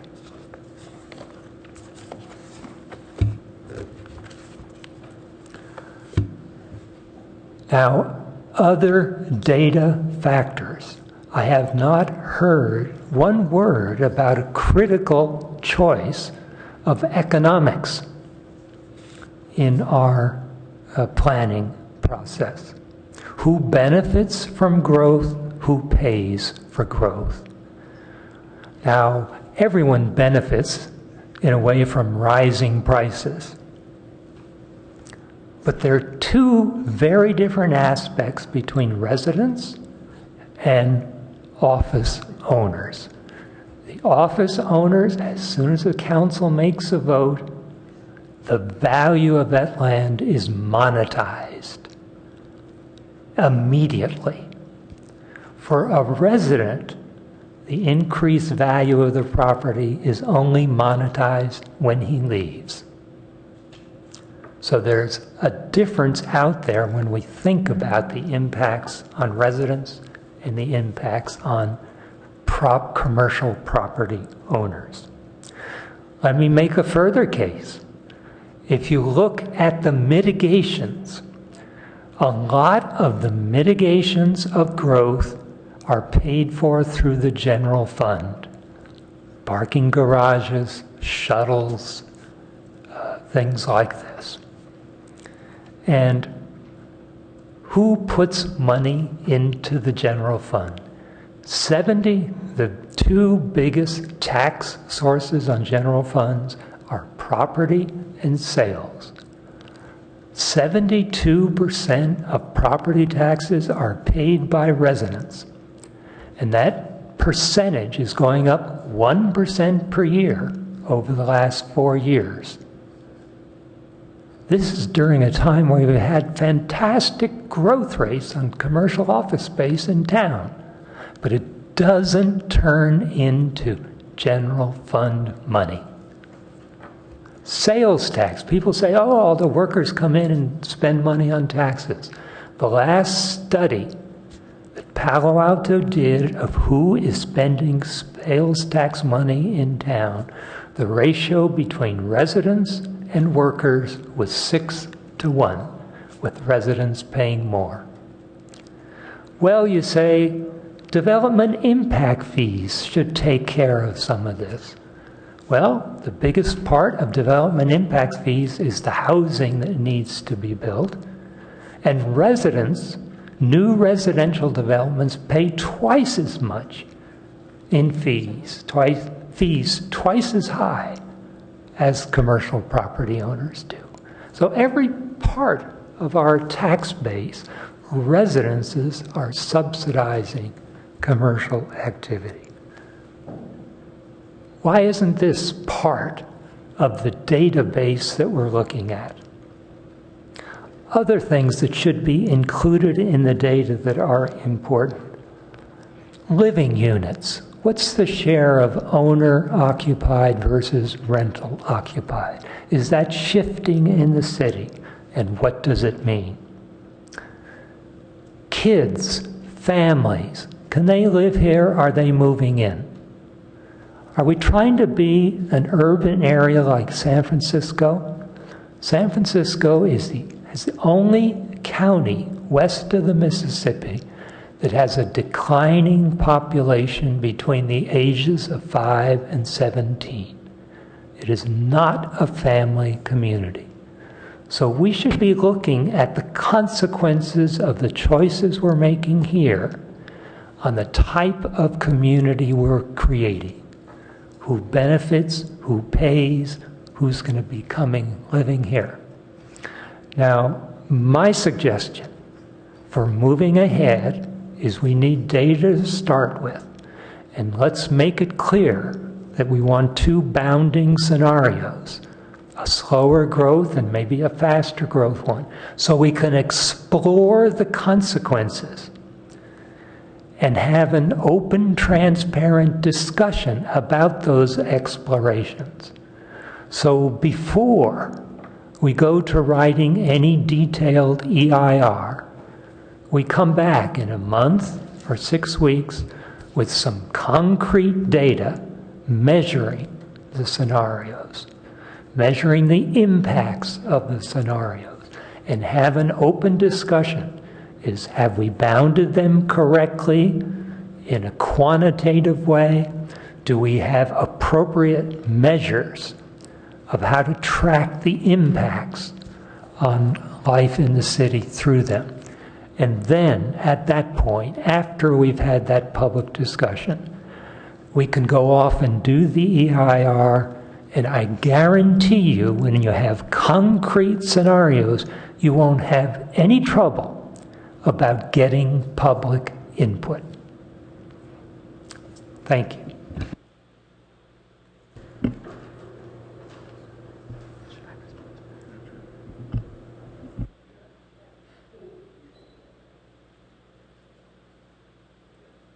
I don't see anybody else. Now I see you, Councilmember Burt. So. And these comments are really focused on what to do on the scoping process. Is that correct? You know, you can make a motion to move any of the scenarios forward if you want. This is for us to either take action or not, or to give more. No, but my question was, these comments are to be on the scoping itself, as opposed to broader issues around comp plan direction, or are they more limited? Are they limited or not? I mean, the city attorney, I mean, you know, what's on the agenda? Isn't the agenda scope? Well, time out. I'm asking the mayor. She had given some direction, and I just wanted to get clarification on that. Who has given direction? You. When did I do that? Oh, Monday and then earlier Well, tonight. the direction is to do the work of staff's report right now, so go ahead. Point of order, Madam Mayor. I think this discussion misses the point. What we can discuss is governed by what's on the agenda, and it doesn't make any difference what the mayor says or any individual council member. If it's within what's listed on the agenda, then any motion seems to me is in order, and if it's not, it's not.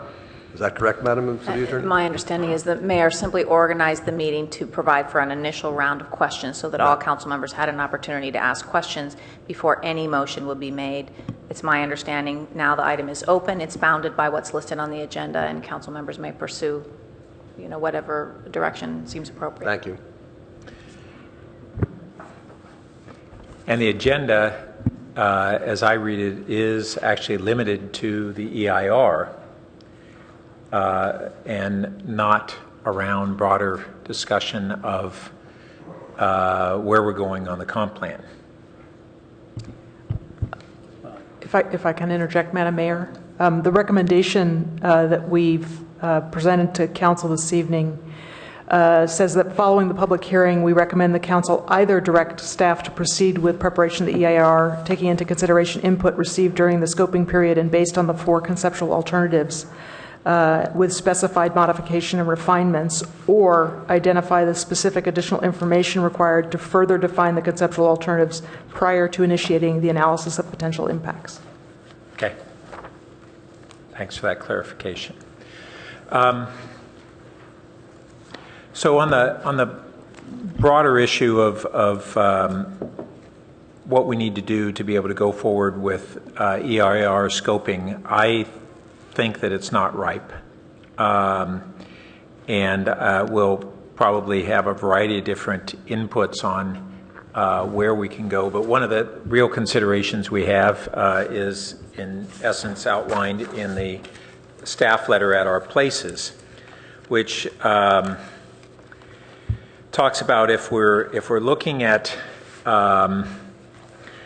trying to have some form of fast track on certain changes that will allow the city to begin to get a better grasp and control on the change that's happening in the community right now and the development that's happening. What are the tools we could have? We could go forward with the comprehensive plan process as the primary vehicle to do that, or we could try some faster track measures. This letter goes on to say that trying to implement measures like what are in, I think, scenario 2 and 3, where we look at some form of perhaps an annual cap on commercial. To paraphrase this staff letter, is that it would be as complicated and time-consuming virtually to do that as it would be to fold that into the comp plan. So that creates a dilemma, and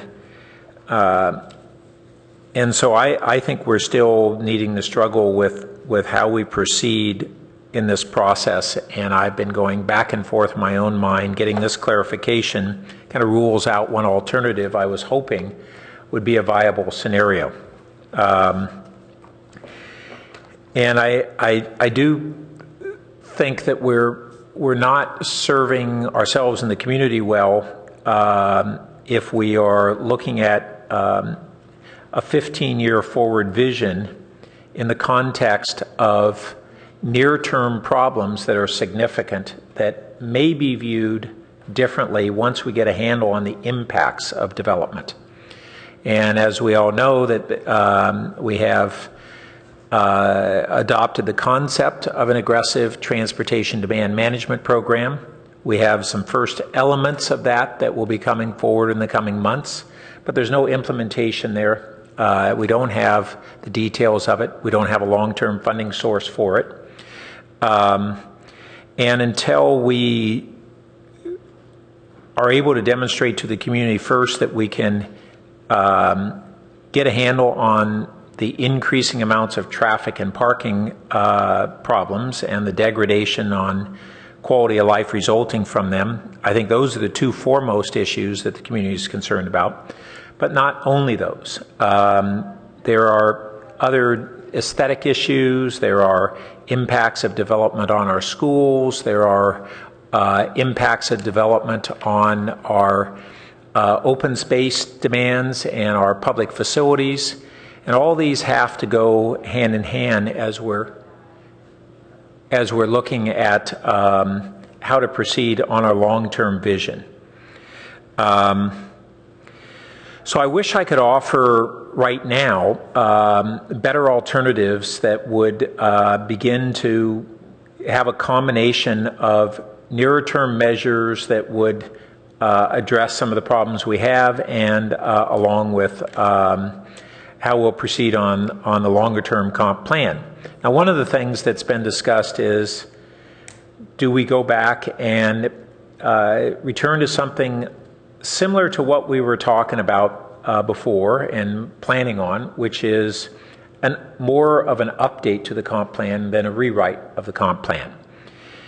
And if we did that, we could accelerate perhaps the comp plan approval process, but it wouldn't address some of these zoning issues. Well, as I think through this process and the last comp plan process, the comp plan was adopted in '98. We began a zoning ordinance update in around 2000 or so to have change our zoning code in ways that would implement the vision of the comp plan, the policies and programs and vision of the comp plan.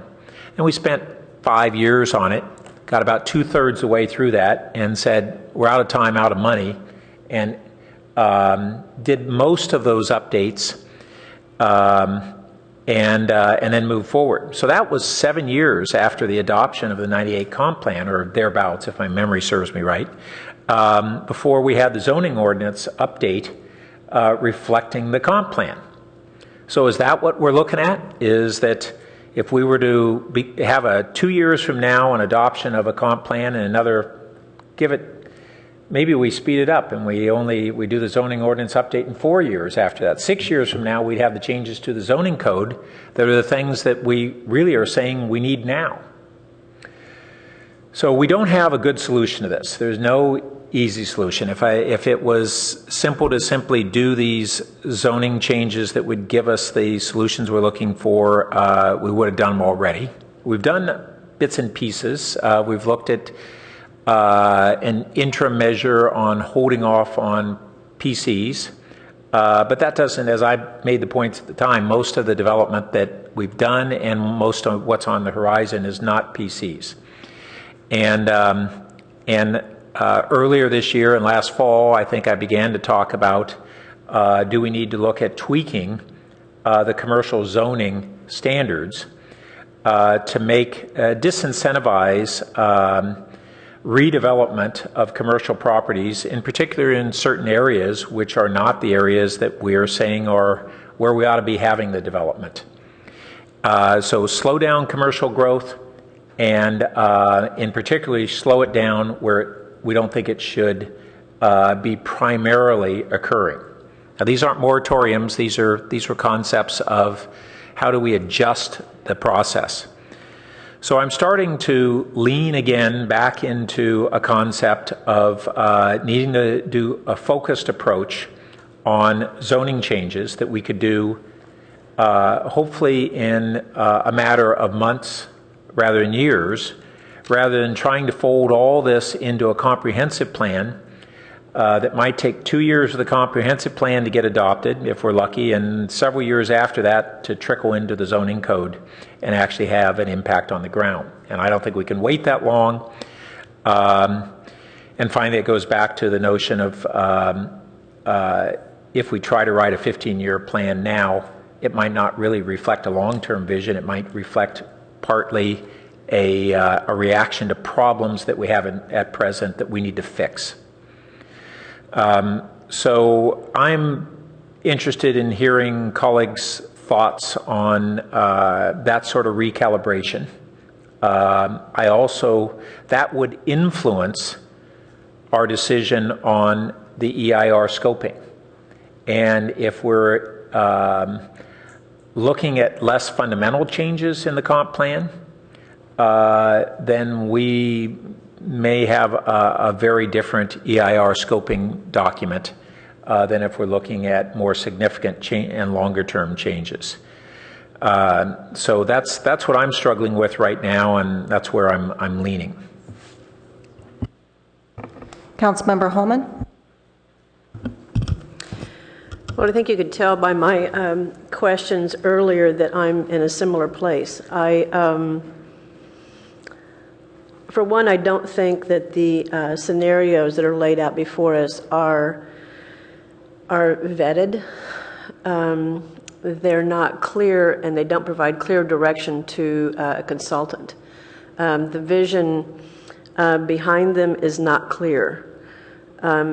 It could take, from my perspective, it could take, at least a couple of months, if not more, provided that I think we would want, more public input and investment in what these scenarios might mean or might possibly lead to even get started.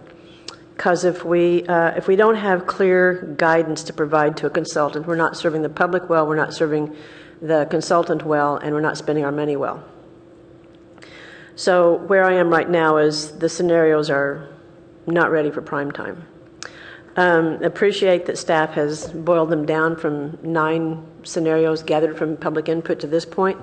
But I think part of the problem with this is that we are trying to accomplish too much too fast. We're trying to digest a big gulp, and it's not really what we should be after at this point in time. I think what we do well, this community is a very ambitious community that strives to achieve a lot, but I think we also need to know our limits and our limitations, and there's wisdom in that. And I said earlier that I want the staff to be successful, and I want the community to be successful in outcomes here. Where we started with the comp plan update, as has been mentioned here by me and others, was to do modest updates to the comp plan, the 2 area plans, adding in sustainability, and then we have these other near-term issues that and problems and projects that we want to accomplish. We should bite off what we can chew and do it well, and do it in near term. Monday, the reason I specifically asked the question about how long after the EIR process is done would be implementing zoning, that's a long process. Councilmember Burt just said, maybe 5 years after that. My experience on the Planning Commission was we were doing that zoning ordinance update process for years, literally, because it's very fine-grained. I think this process, while ambitious, I've always been skeptical. I'm not doing a 980 here. I'm not doing a 180 here. I've always been skeptical about it, made comments along those lines along the way. I think we're biting off too much. And I worry that we're going to fail. And I don't want to set us up to fail. We have too many things before us right now that the public is asking for, that the public is really expecting us to do, and I think they're not unreasonable, that we should try to accomplish those in the best manner and as soon as possible.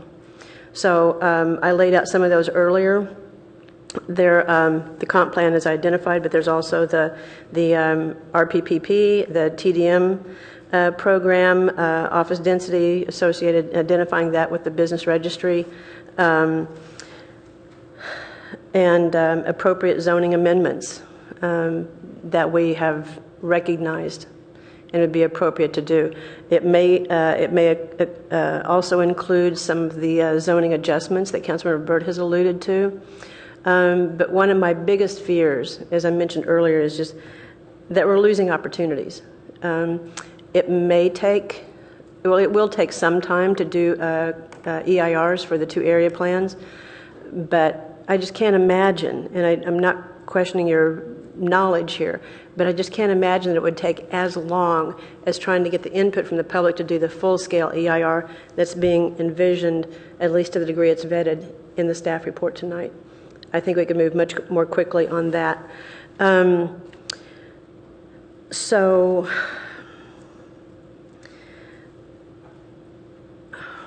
see if there's anything else here I feel like I have to say right now.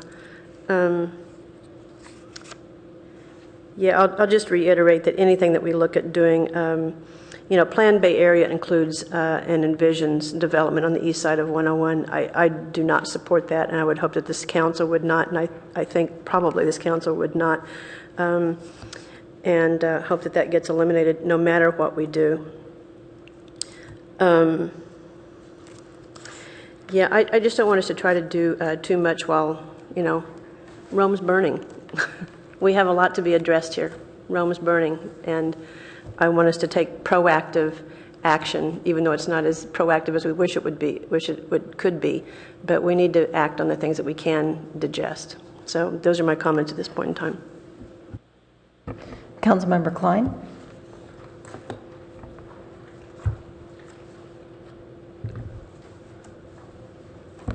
I think I come out to the same place as the previous three speakers, though my reasoning is perhaps a little bit different. I start from the premise that Palo Alto is a spectacularly successful place, and I don't want to see us go off on some unfortunate tangent that might jeopardize that. That we have things that we can improve on is certainly true, and that we have even some problems that we need to address. And I think that the programs that we have underway that Councilmember Burt mentioned are responsive to that, and I would prefer to see us focusing on those things rather than getting off on a project that I'm not sure what it's trying to accomplish. And I do go back to the history which Council Members Holman and Burt have set forth, which I agree with. When I joined the council in 2006, we did set off on a program to update the comprehensive plan.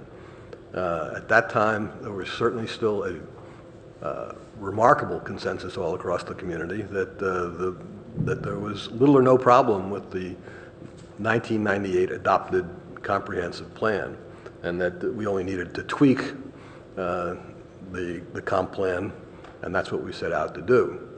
I think that project suffered from mission creep. I think that the Planning and Transportation Commission, and I'm not really being all that critical, but I think they did expand on that beyond what the council had really intended. And now we have a different situation in 2014. But I think that if people really go back and read it, and again, I'm sort of echoing what Councilmember Burt said, but approaching it in a little different way. If people really went back and read the comprehensive plan, I think they'd say, oh, I didn't know it said that.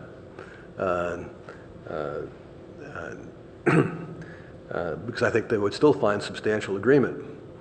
So I think the areas where we are going to make changes are the ones in the various programs, like the parking programs that have been mentioned. And they don't need us to look again to do a dramatic revision of our comprehensive plan. I think part of our education process and our outreach has to be to really explain to people where we are, how we got there, and to really educate them on where we are right now with our comprehensive plan and zoning, because I think that a lot of concerns would disappear if people really understood where we are and how we got there. As Councilmember Burt has referred to, the PC zone became sort of a bogeyman. If people don't like what's been happening in Palo Alto, the real problem has been our zoning, what's allowed to be built here without anything further. It doesn't need discretionary votes. But I think people also need to and understand that, and I don't think we're there yet. I think we also have failed to appreciate the age divide in town. I very much have welcomed the participation of people under 40 that we've had Monday night and Wednesday night. There's voices that needed to be heard, and this is why I continually beat my little drum to say we have to reach out to more people in the community. We've been hearing certain voices. They may be a majority, I don't know. It doesn't make any difference at this particular point since we're not voting. But there are a variety of voices in this community, and we have not been hearing them all. And I think that we do need to find ways to really reach out and hear the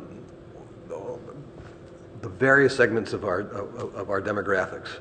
And this has been one group that's shown up this week. Great. There's still other ones that we have not yet heard from, and we have no idea what their views are. I'll give you just one specific, and I'm trying very hard not to use specifics because I don't think that's the role here. Traffic. Sure, traffic is a problem. We need to get a handle on that. It's a difficult problem all across the world, but that doesn't mean we shouldn't try to solve it ourselves. But we don't yet have any good data as to how much of our traffic is produced by people who live in this town and are driving around town for whatever purpose, take the kids to school, pick up the dry cleaning, whatever, and we don't have any handle on how much of the traffic in Palo Alto is through traffic, that is people going through Palo Alto to get from Mountain View to Menlo Park or whatever. Both of those categories, of course, we're going to find it very hard to regulate, but we need to understand those things. So a lot of things I think we need to understand better as well. Before we try to dramatically change things. So I'm concerned, as my colleagues who've spoken here previously, that we're embarked on a project this time that I don't see what it's going to accomplish. If we are going to have a broader rewrite of the plan than we started out with several years ago, then I think we need to have it better constrained. I don't think we've chosen all the scenarios that are possible. I don't see where alternative 4 would have been a growth philosophy, but if you really were going to have all of the possibilities, we'd have sort of a very limited growth, medium growth, and a much larger growth. I don't favor larger growth myself, but if you really wanted to bracket all of the possibilities, I think that to be intellectually rigorous, you'd have to allow for that as well so people could see what that really meant. I would conclude by saying that how much and how fast Palo Alto should grow has been an issue for the community, as I read our history, almost since the day the community was founded some 120 years ago. Maybe we'll always be there, but I think we've managed to strike a balance so far that enables us to be a very desirable place to live, however you define quality of life, but at the same time being perhaps the most innovative place on the planet. And I hope we can be able to continue to achieve that balance. Mayor Shepherd, could I offer just one clarification? I don't want to lengthen this unnecessarily, but I'm a CEQA practitioner, which is a blessing and a curse, and I just wanted to clarify something about this idea that we could just tweak the plan and not be engaged in the current conversation. I'm sure that some of you have recognized in looking at the scenarios that Alternative 2 is essentially that vision with the addition of an annual growth limit. It's essentially, it's the current comprehensive plan, which we all think is a fine document with a new date on the cover, new growth projections to go with it because we're going out to 2030, and the addition of this metering mechanism. So the existing zoning and land use designations wouldn't change. The comp plan would be largely the same. It's not a dramatic shift. But even if we were to pursue just that alternative, that tweak to the current comprehensive plan, we would have to analyze the cumulative impacts of growth during the lifetime of the plan. So the fact that we're changing the date to go out to 2030 is what necessitates the kind of analysis we're going to do in this EIR. So I think it's a little,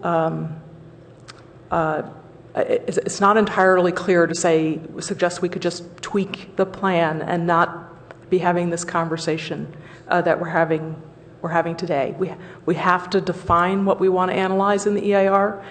We're suggesting that we take advantage of the opportunity of needing to do an EIR to look at a range of scenarios, but the council could decide, no, we just want to do the tweaks and say, alternative 2 is what we want to look at and focus on. But we would still be talking about a schedule that is largely the same as the one we've articulated to you this evening.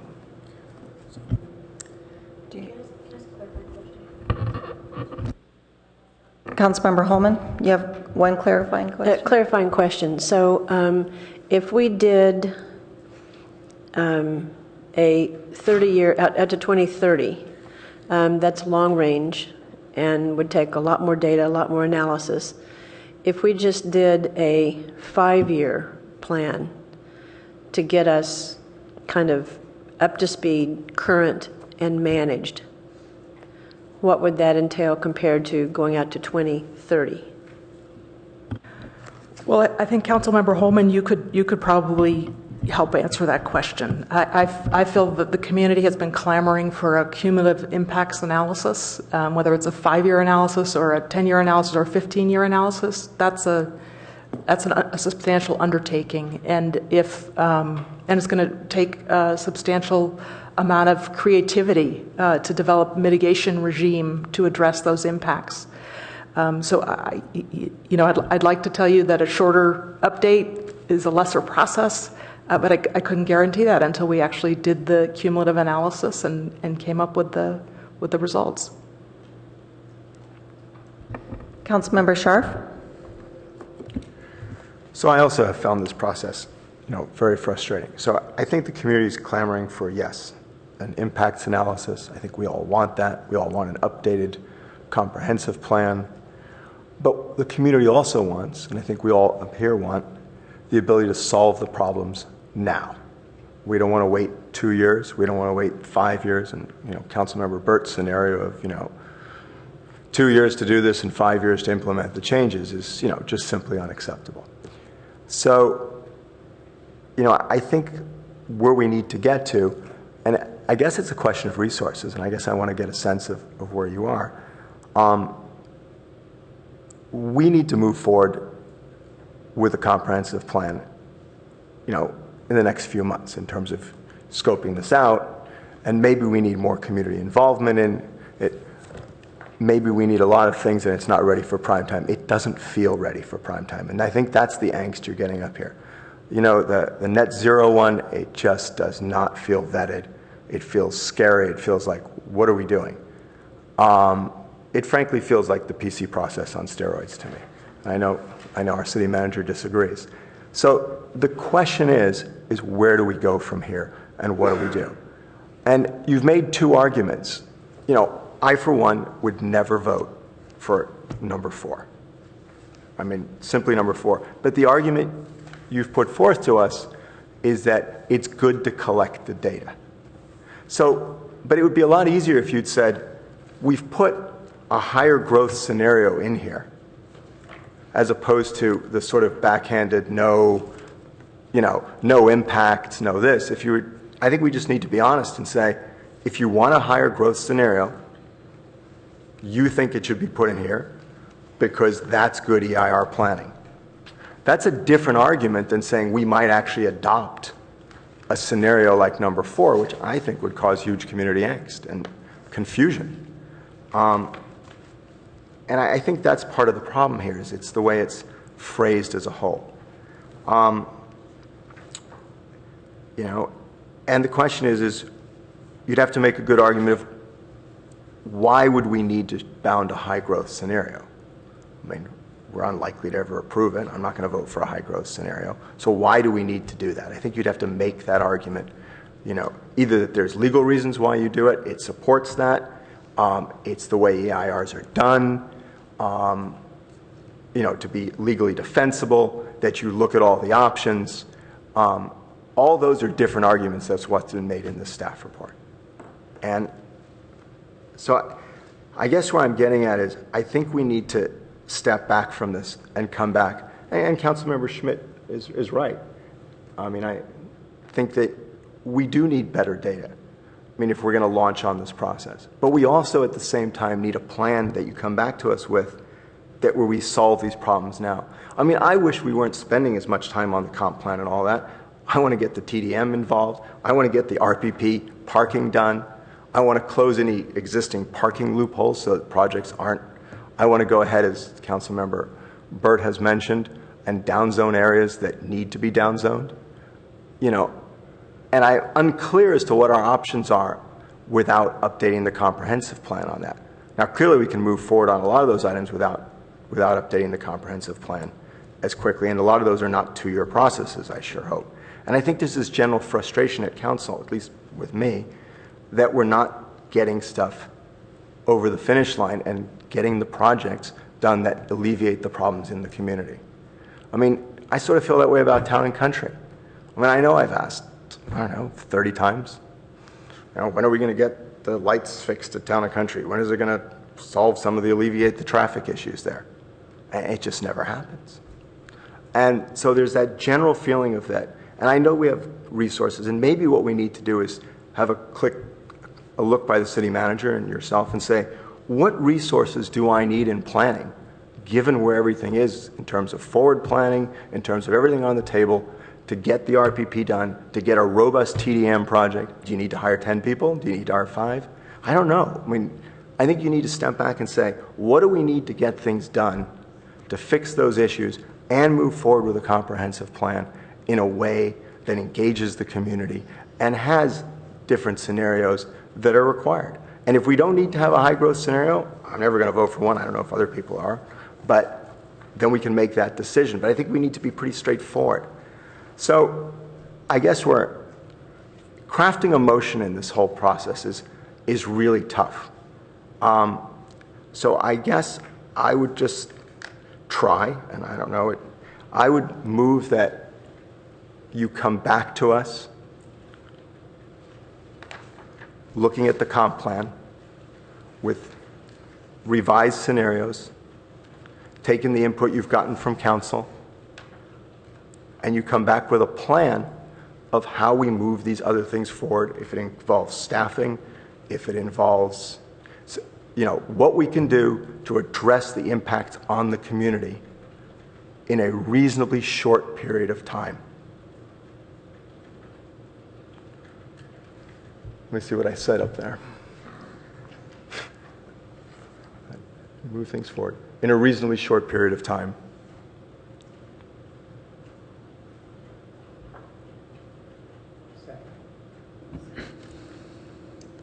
Okay, we have a motion seconded by Councilmember Schmidt. Would you like to speak to your motion? Yes, I think and I could be colorful here, and it just comes to mind.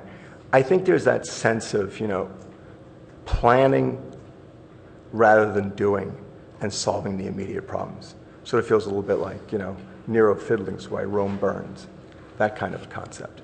So I really think what we need to do is we need to have a plan to solve the immediate problems, as well as a long-term plan that does a defensible EIR and that the comp plan moves forward on an update process. And we as a council can decide how much of an update. I don't think we decide that now, but I think staff needs to rethink this and come back to us in a reasonable period of time, as well as whether or not you need more staff, of how you're going to address all of the planning challenges that seem to be facing our city. Councilmember Schmidt, would you like to speak to your second? Yeah, if I could just ask a question. My light is out. I can't see the... Put the screen on. Turn the screen on. Hit the bottom right bit, but make red one, yeah, so I get green.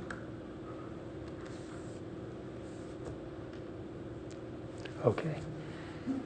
I can't read the screen up there either. I actually would say with a revised scoping plan for the comprehensive plan as opposed to council looking at the comprehensive plan. Just a question. Does that include with data? It does. It does include. We could. Okay, yeah, if you could add that term in there.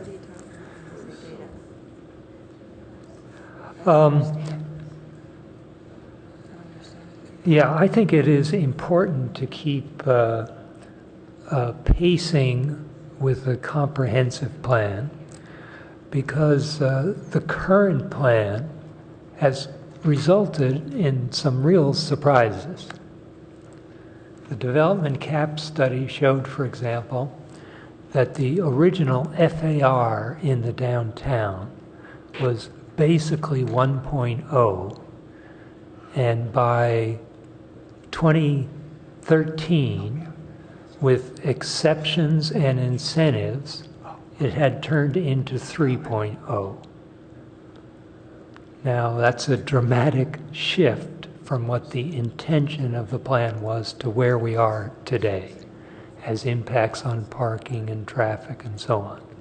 So, you know, one of the questions are, what else is there in the current comp plan that can be utilized or changed or exploited that we are not aware of, that is different from the intention of that 1998 document?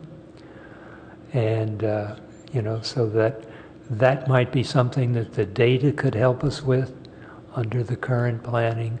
Where could we see substantial growth? How much? What it was that created those surprises in the downtown, and is it dealt with in the current things and what are needed? So I think it is important to keep that process of the comp plan underway, examining alternatives through data that can help us deal with some of these surprises that have appeared. And then, as Councilmember Scharf and Byrd and Holman said, are there some specific actions we need to take in the shorter run? So I'd like to fix the motion so it says what I mean. I'd like to say Councilmember Scharf moves, seconded by Councilmember Schmidt, to direct staff to come back to council with revised scoping scenarios.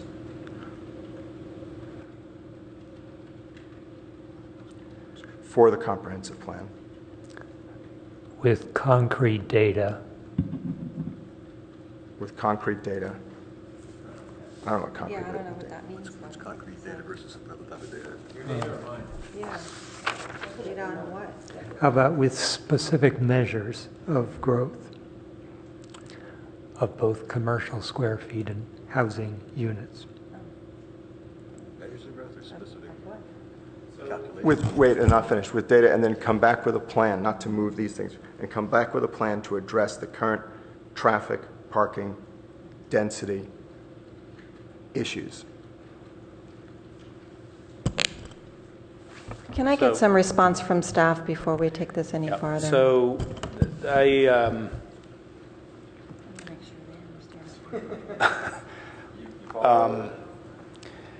I heard Councilmember Scharf's points going in a different direction, that we're moving away from even working on this comp plan process to a list of near-term things that would be more immediate, and now we're getting pulled back into this comp plan that kind of says doing what we're doing, but in a different way. And I don't know that any of this is getting to this, at least this goal of what are short-term triage issues that are already that are not on our existing triage list, which is still quite long. So how would we write it? I mean, I'm fine if we. You got to write your motion. Yeah, but I thought you started saying something different. Well, I did. I mean, what I'm really saying is what I heard Hillary say is that we should continue moving forward on the comprehensive plan and come back to us and not just end the process. But at the same time, we should prioritize the other issues, the triage of those other issues. That's what I'm trying to get to, and if it's not capturing it, it's obviously not. Can I just ask, do you want to explain where we are with RPP and TDM and such so that we can be clear? Because I do believe that the RPP goes into effect in January, the way I understand that. But thank you, Mayor Shepherd.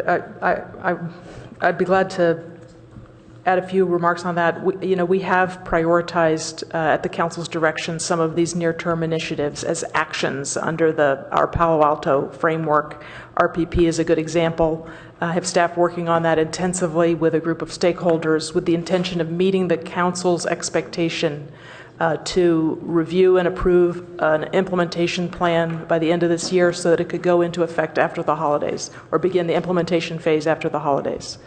TDM is another example where staff has been working on retaining the services of a consultant. In fact, I think the contract's going to be on the council's consent agenda next week. The idea, as we've discussed at prior meetings, is for the consultant to begin the process of convening all of the people who will be engaged and involved in a transportation management association to implement aggressive TDM measures. We also continue to work, as you know, on the shuttle program. We've brought you phase 1 of an expansion program and promised to come back to you in September with a phase 2 proposal for your analysis. We have satellite parking coming to the Commission on their agenda next week. It came to the Council earlier this summer and was pulled off consent, so it's been delayed somewhat from what our original schedule was, but we're actively working on that priority project. And I'm not going to be able to list all the priorities, but we really have been trying to be responsive to the Council's prioritization thus far. If there are additional near-term projects the Council would like to prioritize or changes in these priorities, of course, we're interested in hearing those this evening. But if I might add to that, I understand the tension, the time pressure tension between moving ahead with a comp plan and scoping that may seem like it needs more definition, and it's uncertain what it may deliver given where we are right now, and a desire to want to put that aside. That's what I'm hearing sounds like the majority for now, and refocus on some additional things that we're not doing. I just want to hit them again. TDM, satellite parking, PC, timeout, shuttles, RPP, more garages, deployment of new technology, big expansion on our bike pedestrian plans, some near-term, some zoning changes, little things that related to exemption the council did last year. In general, I would just tell you, as the staff reaction is, the public that you're hearing from, that you're responding to, is not giving clear signals that those things are making a difference at all, that much more needs to be done than that. So I'm curious about the other smaller, more immediate things that could be done.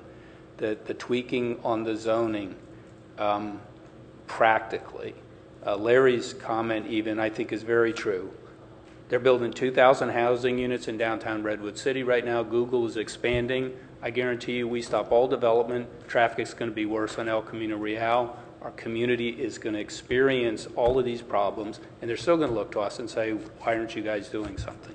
So I think we need to be realistic. There very well may be a couple near-term things you really think have high return. I'd rather the council tell us what those are than us trying to guess as the staff. I mean this with all respect, but Iris was like when Iris asked me, where do you want to go for dinner? And I named 10 restaurants, and she says no.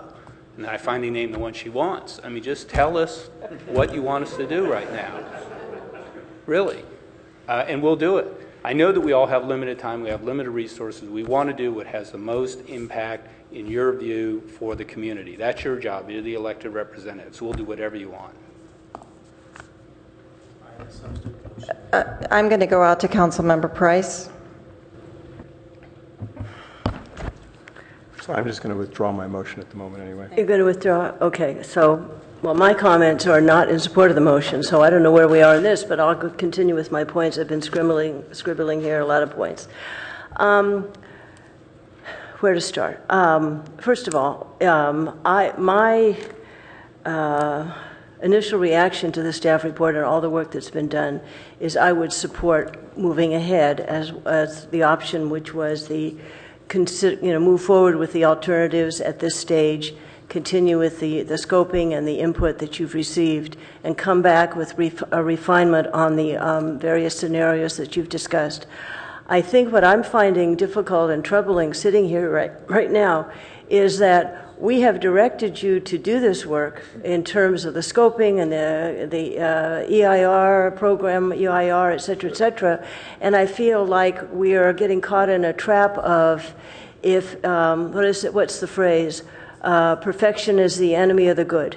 And I feel that we've asked you to do this work. There's been a lot of input. And yes, it's very clear that a program EIR, you can do additional input as you go along. My other comment is a lot of the projects which City Manager Keene has mentioned and Director Gittleman has mentioned, these are ongoing projects. I mean, we're in Palo Alto. We're capable of doing more than one item at a time. And it seems to me that the timing of these current critical projects that you're talking about and that we're talking about will fold very clearly and easily into the timeline that's been presented here. We've discussed this timeline several times, and I'm feeling now as if a lot of my colleagues are now saying, this isn't what we want to go in a different direction, etc. They have a right to do that. I have a right to make my comments as well. So I feel that the alternatives that have been presented are very reasonable as a start. I very much think we should be going the whole range, including Alternative 4. I mean, if we really care about the input that we're receiving, we've had a lot of input by the community. It could be more, and we can do that. I don't know how many people have said today, people of different ages, but particularly younger folks in our community or people who work here, we need housing. I personally believe our housing element is not being aggressive enough. We need to have more housing products. We need to be more innovative. We need to act like we think we are, which is cutting edge, innovative, and a community that cares about the future. Now, every person in this room cares about the future. Cares about the future of the community, cares about the future of their relatives, their friends, and everyone's well-being. A key element of that is housing. We've talked about housing, we've talked about transportation, all of these things, a vital economy, etc. All of that requires attention to economic vitality, which means some smart and strategic growth in commercial, in jobs, and in housing. And if we don't do that, we are not going to be competitive in the global community. And everyone in this room knows this, I believe. It's just we all have different takes and different interpretations of what that means. I've noted scenario 4, again, the issue of sustainability and the performance measures. I think it was a very good alternative. We are not saying we are adopting that alternative. What I believe the staff has said is, give us a chance to explore this in a thoughtful way. And I think we owe them, professional respect and acknowledgement for the work that's been done. So I feel that this conversation, from my perspective, is kind of going around and around. I don't know what other emotions people have in mind. I also think Palo Alto is a spectacular place. And I am grateful that I live here. And I wish more people had the opportunity to live here. The people who don't have the resources. The people who will never have the resources because of the housing costs and the land costs. And so I do believe we have a responsibility to do something about this to the extent that we have any power at all, to try to be more inclusive and to really develop a community that we're proud of and that people have opportunities. So I could go on for an hour. I'll spare everyone that, including myself. I'm looking forward to the results in the TDM and all the other things that have been discussed because we have taken some bold steps. We need to be bolder. We need to be more aggressive. We need to be more nimble. We need to be more creative.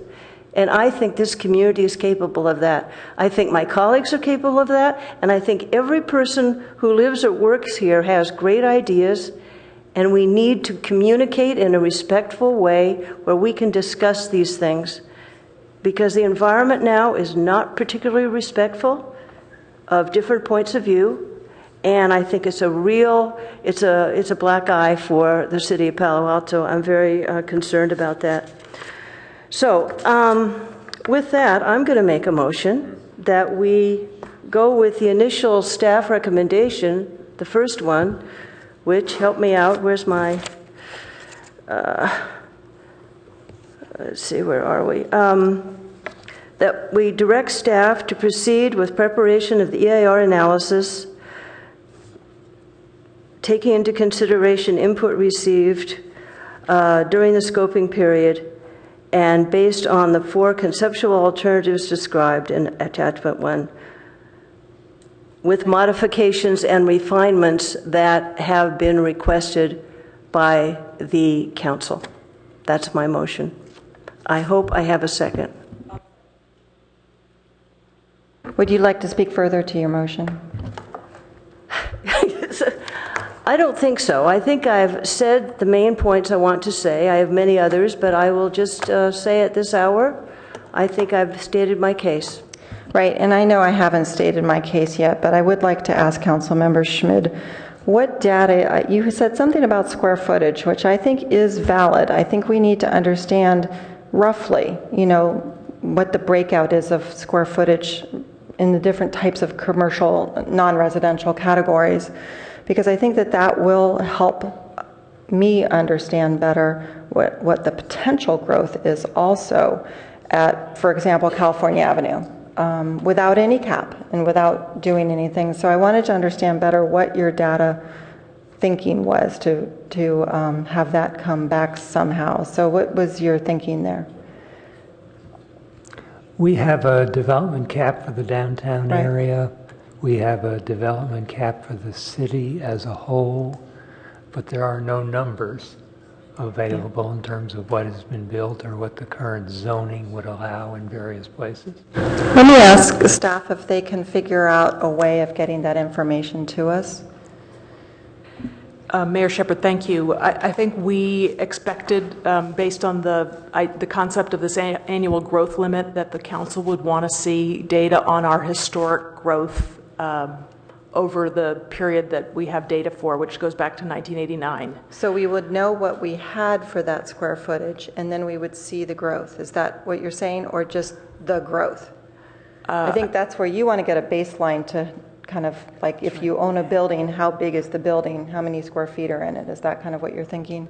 And I don't know if we can get an exact number on that, but I think we can have some thinking about where that is. I think we could commit within 30 days or so to come back to the council with that historic growth data to allow an informed discussion of this annual growth rate in alternatives 2 and 3, and to provide a context as well for scenario 4. Well, I'd like to include that in the motion, if you don't mind, Councilmember Price. This is an update? Yep. To have the data come back to us, which I think is what you were planning anyway, because you wanted to talk about the growth cap. Would that be helpful for you, Councilmember Schmid? Yeah. Okay, then I'd like to speak to the motion. I think we've all been listening to the community a lot lately, and where I come down on this is that we have some real fragility with the actual current comprehensive plan, because the measurements are so out of date that they expose us to other things that could happen in this community, that the vision of the developer could continue to get visioned by the way they want to pitch their project. And the way I understand it is the community would like to have better monitoring of that, better teeth in it. There is this simple thing to just vote everything down, but the fact of the matter is that we have code that allows people to have these entitlements in order to have these entitlements to both commercial and residential properties, and in order to go and do kind of the haircut that I think happened with the 50-foot height limit back in the 80s. Today, we have to go in and we actually have to put in some matrices, and we have to put in some teeth and some rigor, and in order to make some of those zone changes that would be that would support the vision that the housing that the comprehensive plan brings. So I think that this conversation, the angst conversation, I think this is anxious because it is the visioning is not yet crystallized. But the way I understand it is it's not crystallized because we're at the 30,000 foot level, which is the conversation we had on Monday night. We can't see what's going on down there yet. But we will see it as we start to get some of these measurements and some of these data coming in. And then we can have some resiliency to be able to actually go in and change the zone and coding excuse me, very concerned about this tonight, but the codes and zones that we have in order to have the built environment that we want to have. I think that these scenarios are broad enough that the measurements that the impact that it would have on the current comprehensive plan, like you say, there's the, right away just looking at the no change scenario, that's the scenario, in my opinion, of full growth. The current comprehensive plan right now is a plan for growth in Palo Alto. And if we want to change that 10% or that 20% of the comprehensive plan, we have to be able to go in with some of these types of scenarios in order to bring back what we want to see to change. And then if we still don't like some of those changes, it seems to me when the draft comes out, we can still put a halt to all of this and go back out and expand the scope or go more in depth with other parts of the scope. That's the way I understand this. But if we stop everything, then we don't get to the solution, which is actually changing policy so that we can have the rigor of being able to have 1,000 staff members in the city of Palo Alto not bring projects to city council that have not been part of the vision of the updated comprehensive plan. I'm expecting that before it goes into the rigor of the actual measurements of the EIR, where it matches the experience that's going to change and the experience and the mitigation in order to make a no impact mitigation. Those are all the things that I think, those are all the tools that I think we need in order to take a look at the whole concept of Palo Alto right now in order to get to the type of things that we want to protect. Now, I have a question. I'm very interested in the specific plans that Mountain View is doing right now, and they're having their own EIR, and I would like to see if there's, the way I could see that window happening is when we actually get the final draft back and then going in and doing specific plans in certain areas. Is that when we would then make a decision about whether or not we wanted to go in and do the specific plans, not the focus plans. We've got 2 focus plans right now, but the actual specific plan. If we wanted to go ahead and eyeball California Avenue with a specific plan and its own EIR, for example. Thank you for that question, Mayor Shepherd. I think typically a jurisdiction will adopt a general plan, the higher level policy document, and proceed, and after that pursue a specific plan as part of the implementation strategy. As the council's aware, we're trying to do a little bit of parallel tracking with the Fry site. Particularly, we've talked about doing a precise plan for that site, but it's difficult to do everything all at once, as we've been discussing. So normally it would be sequential. Right. So let's see, the draft will come out in December. It will go out to the community again. The community will be horrified by some things that come in, either way too much growth or whatever. We'll get the response from the community, but it will be much more contextual for me. I think people will actually be responding to what the changes are. And the way I understand it is that if we never certify this, we still have all those measurements, and certification will be what then replaces the current comprehensive plan. So it seems to me that council has many times to stop this process and go back and say, darn it, wish we had done it more thoroughly back in 2010 instead of looking at trying to just do a quick update. I think that in order to go in and do the rigorous types of zone changes and measurements and matrices and the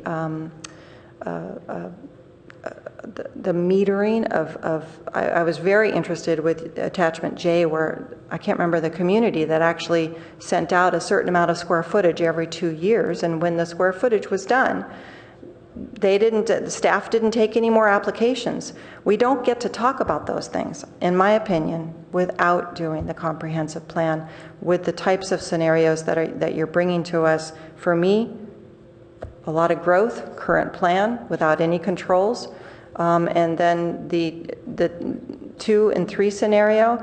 And if colleagues could vote for this without the number 4 scenario, I'm fine with taking that out. But I also am intrigued by some of the components of that. So with that, I'm going to have to clear lights because everybody's light's been on for a while. And Councilmember Berman popped his on first. So I need to do a status check with the city clerk.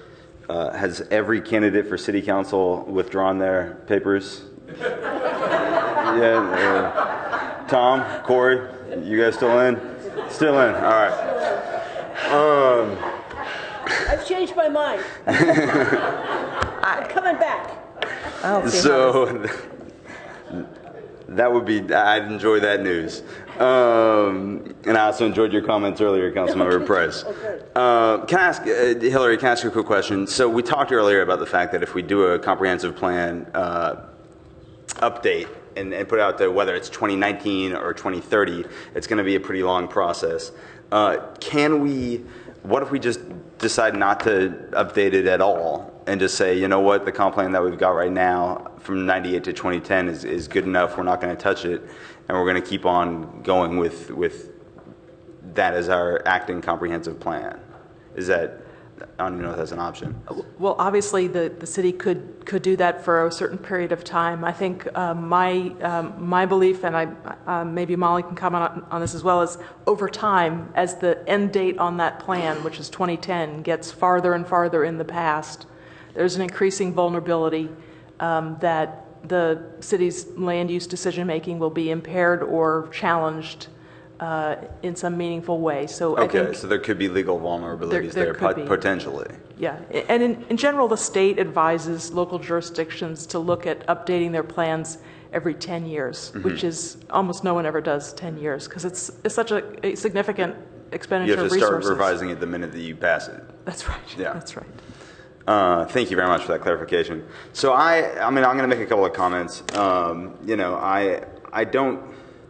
Maybe I just see things differently than some of my colleagues. I don't entirely understand the apprehension about the alternatives that have been proposed through the last 6-month process we've done, and then staff's narrowing them down from 9 to 4, and this concern that they haven't been vetted enough or they're not ready enough. To me, that's not the stage that we're at. We're at the stage of, are these, and for me, my goal with the 4 alternatives, if we were to move forward with them, would be, are they broad enough that anything that we decide to do and any mixing and matching that we decide to do at the end of this process, will those alternatives be available to us as a council to be able to cobble those pieces together to end up passing a plan that would be supported by the community? And if these alternatives, I've heard a lot of talking tonight, but I haven't heard many actual substantive concrete suggestions by my colleagues about how they would change these alternatives. And I'm glad that we got off the earlier motion where we were going to essentially give you guys even more vague direction and ask you to come back to us with even more concrete steps. Would have been just, the height of folly and us setting you guys up to fail again, which isn't fair to you guys. So I think, going back to Councilmember Price's comments that I think were so on point, we talk a lot, everybody talks a lot about how they want our community, what do you want this community to look like in 2030? And almost everybody will say, we want an inclusive, diverse community and we want a high quality of life for residents. But then we make policies that make it impossible for Palo Alto to be an inclusive, diverse, at least socioeconomically diverse community. And I don't think, and I'm so glad that we've had this process and we've heard from people from all over the spectrum of our community. I'm not saying, although I'm sure I'll be misquoted about it on comments all over the place, I'm not saying that every employee who works in Palo Alto should be able to live here, either be able to afford to live here or have the housing availability to live here. But we've heard from a lot of people who work in Palo Alto over the past couple of days, who work in high tech, probably, I have no idea, but probably pretty good paying jobs that say that they've been priced out of Palo Alto. So if they are forced to live in Redwood City or San Carlos or Sunnyvale or Santa Clara, then the people who have middle class jobs in Palo Alto are forced to live in San Jose, or they're forced to live in South San Francisco. And the people who work in our service industries are forced to live in Tracy, or they're forced to live in Gilroy. And what does that do for the environment? That means that they have to drive all the way from there, creating all of those greenhouse gas emissions from spending all that time in the car. It creates traffic because all of them have to drive from where they live and park in and around their jobs. That creates a lack of parking in our neighborhoods. And so then our residents get angry about that. Palo Alto shouldn't carry that whole burden, and I don't think there's any expectation for Palo Alto to carry that whole burden, but shouldn't we acknowledge the role that we play in a broader Bay Area region that is incredibly successful, that is growing because of the success that's existing, and frankly, I'd argue the success where Palo Alto is the epicenter of that success, whether it's Stanford, whether it's the research park, whether it's the investments being made by people on Sand Hill, and there's so many factors to why people have to move here for these jobs, and we could spend 20 minutes talking about the education system and how we're not creating enough domestic workers, and so you need to have immigration and people coming from other parts of the country and other parts of the world. But that's the reality of the situation in the Bay Area, and that's not going to change. And if that does change, then all of a sudden we're Detroit, and that's not a place that I want to live. We can talk a lot about quality of life, and I think we should, and I think that should be one of the most important things that we consider in the decisions that we make. But what about the quality of life of all the people that were Palo Alto residents and no longer are because they got priced out of their housing? It's such a complex decision-making process that we have to make, so many factors that we have to weigh, and I think that we'd be doing a disservice if we didn't actually keep in mind the broader region that we play a role in and that we have a responsibility to be a part of. So that's my soapbox, and I'm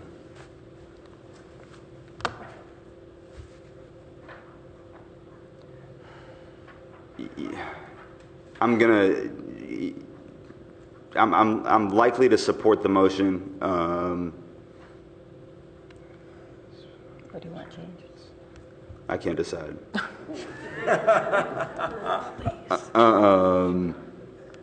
So I will.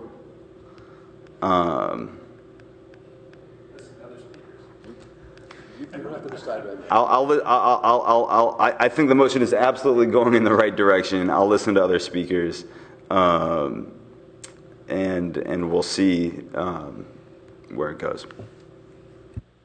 Okay, Councilmember Klein.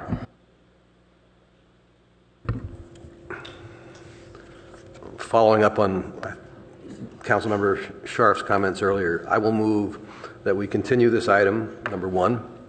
Number two, staff to return as soon as possible with a menu and the present work plan for studies underway with respect to traffic, parking, and zoning, so council can choose which should be emphasized.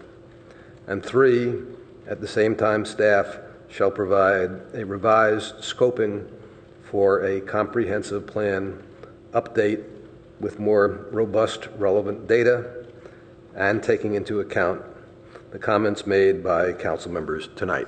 Second. We have had trouble with the definition of data, so could you explain what your thinking is on data? No, I think that it is more robust, relevant data, and it's up to staff to determine what that is. Staff, do you want to ask anything about the data before we, because I'm having trouble, but what are you thinking, staff? Do you have any comments on that? I do think we would need a little more direction and clarity on that. I mean, I think that it's a, it's kind of a big ask in and of itself, but even a revised scoping process gives us some flexibility at trying to divine what the council and the public might want to see as far as modifications. The data piece, though, does trouble me a little bit as to, I mean, that takes some, if we're talking about identifying potential data that we might want to pursue, that's one thing. It's a very different thing for us to go out and start collecting and doing some of that, using some of that data to help identify the scope of the alternatives that we ought to look at, which was all along sort of embedded in the way it was designed. So help me out with that. That's the thing that's especially difficult for me. Yeah, I guess all along I've had trouble understanding the data piece because some of the council members talked about data that we really will only be able to generate once we do the impact analysis. The traffic data that was referred to as an alternative to LOS is a perfect example. Level of service is a good example. But the question I have about the motion, in addition to that, is about all the other things on our work plan. I mean, we have PC reform, we have increasing concerns about our IR program. I mean, there are all these issues that we deal with on a daily basis and that we've been working on the council's direction. And I guess, are those to be backburnered while we come back with a strategic plan on parking and traffic and with a redo of all of the information that we prepared for the council this evening? It's a present work plan. Okay.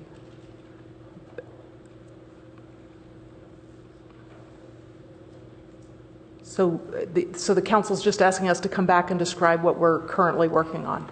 Is Correct. that correct? Correct. Okay. But we still don't know what the data, are you talking about, for example, the way Councilmember Schmid was explaining data? Yes. And but I'm trying not to be very deliberately not trying to be as specific because I recognize that data development is somewhat inconsistent with asking you to come back as soon as possible. So it's. Yes, just hang on. Let me just see if we're finished with this, and then, well, I've got 2 seconders, but I guess you want a second. Okay. Which one did you choose as the second? Well, Councilmember Burt, that's fine. That was first by hair. Okay. Who was that? Yeah. So we've got Councilmember Burt. So do you want Councilmember Burt to kind of work the data part over a little bit? Sure, if you want to speak. Go ahead. Okay. Do you want to speak any further to your motion? But yes, let me go ahead on that, and then Pat can have the floor. Given the range of comments that we've heard tonight and the uncertainties, and I think this just is not quite ready for prime time. And I think that one of the concerns that hasn't been so well articulated is a worry that this may, by this I mean the comprehensive plan update, may require a lot of work, and it may in effect sidetrack other things which council may feel is more important to get done in the shortest possible time. Thus the second part of my motion, that the first part being just to continue, so that the council really can see everything on, in theory, one page and say, here's what we really want to see done as soon as possible, and here's things that we feel could be pushed back a little bit. And maybe that's, and no need to prejudge that. And similarly, on the scoping, I think we've heard a wide variety of opinions. Just among the staff, for example, as I heard it tonight, Hillary was in effect saying option number 4 is the growth option, and I think I heard the city manager saying he thinks it might be a no-growth motion. And on the council, I think we've heard the same type of split. The mayor referred to number 1 as really a big growth motion, whereas I think most of us see it as rather no growth. So I think that before we race into this, that we really need to have some clarification of what we're really talking about, and thus my motion to continue. Councilmember Burt, would you like to work on the data and a motion portion of the motion? Well, please? first I'll state the concept is that I believe that when this returns is when we should have a more thoughtful discussion on what data we're seeking, rather than attempt tonight to give some vague direction or an explicit direction. I don't think we're ready to do that at this hour. So I can work that into some suggested cleaning up of the motion. And so I'd suggest that it says to continue this item, period. And then a new sentence, direct staff to return as possible with, and we may wish to address the time frame in a moment. 1, a menu present work plan for studies underway with respect to traffic, parking, and zoning. For council review, period. And Councilmember Klein, tell me if any of this is objectionable to you. And then 2, you don't have to repeat staff to provide, just this is for council returning as soon as possible with 1, I guess it should be a semicolon after review. So it's a continuation in a sense. And then delete council to choose which to emphasize, and delete staff to provide.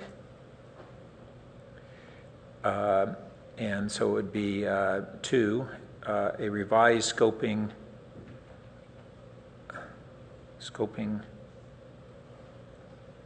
of the revised, well, I would say revised or revise or discussion or direction on revised breadth and timing of the comprehensive plan update,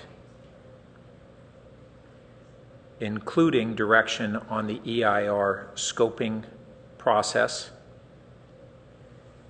and additional data required. So far, Councilmember Klein, how does that look to you? I do want to have the last phrase taking into account comments heard from council tonight. Pardon me? I'd like to leave in there the little comments heard, staff to take into account council comments tonight. Okay. And then I have a third one.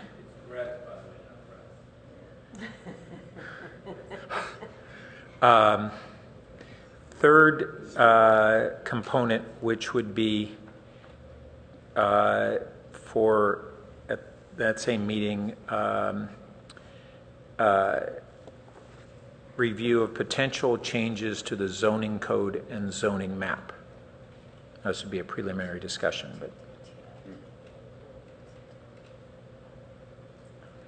so I need to see whether those are acceptable changes to Councilmember Klein. I'm troubled by number 3, Pat. Just that it seems like it's really a rushed item. That's a major assignment, and I think that. Well, this would be the concept would be this would initiate discussion And I would be, then it's already in there in the sense of respect to what they have studies underway with respect to traffic, parking, and zoning for council review. these aren't in those studies. Let me help out here. The way I read the motion, the way it's evolving here is we come back with one, which is a menu and the present work plan of what we're doing. That actually ought to be relatively simple to do. I mean, it's what we already know, right, and we can bring that back. Yes. Once we get to two, the way it's reworded now, in one sense, I'm more comfortable with because it sounds less like you're asking us to do anything other than to come back to a meeting where you guys are going to start talking about what is the revised breadth and scope of the comp plan. Maybe you want a whole different process. Maybe you want to take 5 years to do it rather than this. I mean, I don't mean that in a negative way, a whole different way of doing it. But for us, if you're asking us to do that, that's not enough direction, and that's not fair for us to, we're back to going out to dinner again there. And then the third one is, what I hear is trying to get at what I've heard, what I heard in some of the council discussion, that there is a gap between some of the studies we're doing right now and some mitigations that you want to see that are outside of the comp plan or at process. Least consider. Or consider it. And again, I think Larry's very right. Your discussion may lead you to say, wow, that's a huge undertaking. Yeah. I would feel comfortable, Pat, with language that said the staff to come back with a proposal for review of potential changes in the zoning code and zoning map. Well, my question would be on what are they going to base that proposal on without having had a council discussion? Well, what's the council going to base its discussion on? Some of our own concepts. Yeah, we could give conceptual direction to staff, then they come back with meat on the bone. That's hardly our usual process. No, I think it is, actually. No, I think we're usually working from some staff input, and I don't see where the staff input is here. Well, all I want to try and accomplish is us to hold a discussion around this topic. I'm not looking I'm fine with us having the discussion, but I do want some framework to it, and I think that's what the staff's job is, to provide that framework. Okay. So then let's not have with a proposal for review, with staff to return with a framework of options.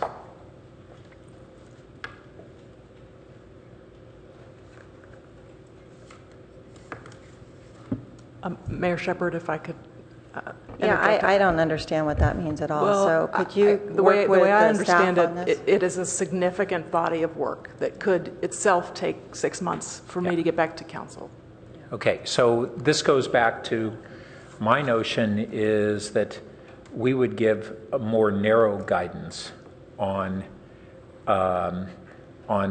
zoning code changes that we would like staff to come back to the council with refinement on subsequent to this meeting in September or whenever.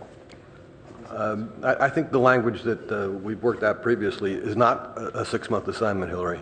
All we're saying is you to give a framework for options for council to choose among. Councilmember Klima, I don't want this to get too large either. I've raised a couple of possibilities at recent council meetings. I think this could be focused and not, an open-ended discussion. So I would really try to encourage that we just limit it to allowing council to have a discussion and give some narrow direction to staff. I'm still troubled by that, Pat. What's in the packet for the public to comment on?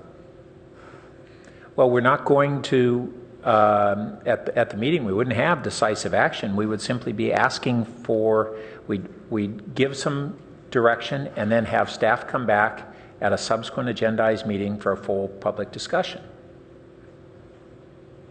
I'm troubled by that because the public doesn't know what we're doing. Actually, I don't know what you're doing. So what is the purpose of this? What is it that you want to get to? What is it that you want to talk about? I would want to talk about changes to the zoning code and zoning map, in particular around certain areas of commercial development, and whether we want to reduce the zoning incentives for some of that development. So you tweak the zoning code, or you consider tweaking the zoning code. That's what I'm talking about. Well, the mayor's getting impatient with us, and let's just use our procedures. I will leave the language as it is, with adding the words to the commercial portions of the zoning code and zoning map, and maybe it has. Maybe I have a second, maybe I don't. All right, I'm okay as long as staff understands that we're not asking them to do a comprehensive recommendation. Oh, well, through the mayor, I guess I still am troubled by the scope of this endeavor, and I'm wondering if what the council is seeking is some kind of study session to discuss their own strategies or ideas for changes to the code. Maybe we should take that up under future agenda items and just agendize that study session separately. So we could simply change it, Councilmember Klein, to number 3, being this is a different, returning as a study session on this topic. I'm fine with a study session, but I still want to have some staff input as to what we're talking about that night. I'm afraid we're a little bit at a loss as to what the council's talking about. The council had directed us to bring an ordinance about setbacks on El Camino, which we did, and we set aside other Hillary, work to prioritize I just said that. what I was talking about. I said what I was talking about, and it's adjustments to the zoning code, including, and this is what I brought up at prior meetings, potential adjustments to FARs as one area. And I've stated it before, okay. And we talked about it earlier. And I'm sorry if I have not clearly understood your intention, but what you're describing is a significant body of work. It is not something that that I feel that I could respond to in a short order and meet your expectations. Well, I'm comfortable with instead of let's try this. Staff to schedule a study session for council to consider options for potential changes to the commercial portions of the zoning code and zoning map. I'm fine with that. Yeah, so this takes it off the same time and puts it on some other agenda. Okay. So then the final clarification is it says to continue this item and return as soon as possible. I was hoping that we could have a more definitive time frame. Maybe the city manager can indicate whether, based upon as the motion is now written, is that something that can come back in September? Yes. Well, let me just add one more cleanup, I think, to this, because this hadn't been your intention, but the way the words kind of have come out, there's a combination of us bringing something back specific to you, and then actually you having some discussion. So number one, I mean, we know what that is, so that's just a point of us being able to update you on what our plans are and the schedule.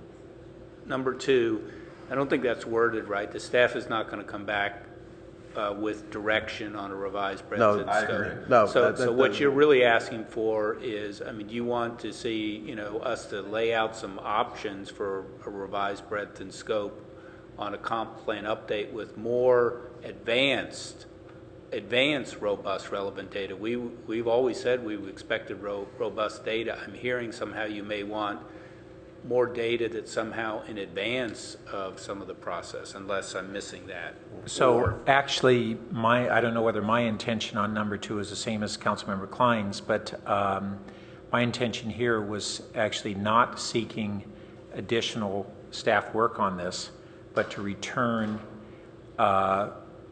essentially continuing this item is in essence what we'd be doing. With the same scope. I did want, I think the staff, I would replace the word direction with the words staff suggestions.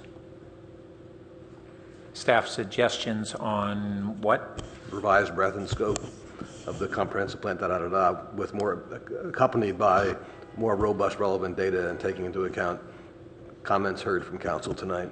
Would the data come at that time? I'm really... Or would we be giving direction on the data we'd be seeking? I'm really very neutral on that point. I'm trying to respond to the request I heard from other council members for more data. Well, my opinion is that we need to give better guidance on the data we're seeking and have concurrence on that, and that would occur at this meeting. If there is what additional data we'd need in order to move forward on the comp plan revision. Is that okay with you, Greg?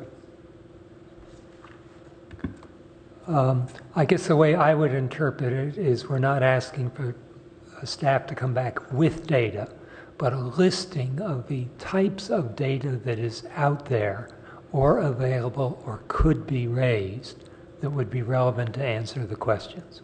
Okay. And then council can work and choose and select which of that data is appropriate. Okay. So instead of more advanced data, would suggest council suggestions, staff suggestions for revised breadth and scope, and I think we should break that into a separate item. The revised breadth and scope. Then you're really asking for a list of the kind of data that would be that you would see as being necessary for informing the comprehensive plan. So it's almost like one. It's a list of all the sorts of data sets and things, and just make sure we've got it right. So there's a sense of the scale and scope of this. That's what I'm hearing. Okay. That's okay with me. So 2 is with so 3 would be the new 3 would be a list or a menu of for consideration. Right. The kind of data that would be necessary for the comp plan considerations or decisions or whatever. And this and taking into account comments heard from council, that goes where, Larry? That becomes number 4. Okay. 4, but pertaining to what? After data. It's after data and 4. Mayor Shepherd, could I interject? No, number 4. Number 4. It's not part of 2? Yeah, I'd like to hear from the planning director also on this. This is extremely elaborate, and I also wanted to know if from the city attorney, how much we can take up outside of what we brought to the agenda tonight as well. Thank you. Hillary? I just wanted to offer one suggestion on the question of data. We've been working, I think some of you are aware of this, on the baseline data sections of what would be the EIR if we were to continue with our comp plan update process. And I think within 30 days we could release those sections. And what it would consist of is the data about existing conditions in each of the subject areas of what an EIR would contain, as well as a summary of the regulatory regime that affects each of the subject matter areas that would be covered in an EIR. So rather than put out a list of data that could be provided, if you just give us 30 days to come back to you, we could release that baseline data. It'll be a big stack of information, a report for everybody to pour through and provide us with their thoughts about what's missing or what's wrong or what's different. And it would be maybe a constructive way to move this process ahead on the theory that the council is interested in updating the comprehensive plan. Okay, that's new news. That sounds better yet? That's fine. So we need to reflect that in the motion. So that would be, that would substitute a menu for consideration of data. It would be with data available, or how should we word that, Haley? Baseline data regarding environmental issues to be considered in the EIR. Okay. I think we can take away number 4. Good. I hope so. Great. They weren't clear? Just ignore us. No, we've included those adequately, I think. Okay. So, and the city clerk would delete 4. Delete number 4. And I'd also like to know, Molly, this is expanding on the agenda tonight to do a study session on commercial portions. So can you just help me? It's perfectly fine for council to give direction on setting of future agendas. That's essentially what this is. And so is this, for the maker and the seconder, is this going to be critical before we move forward on the comprehensive plan update? Or Yeah. so this is what you want to look up, and this is so that you can see if there's a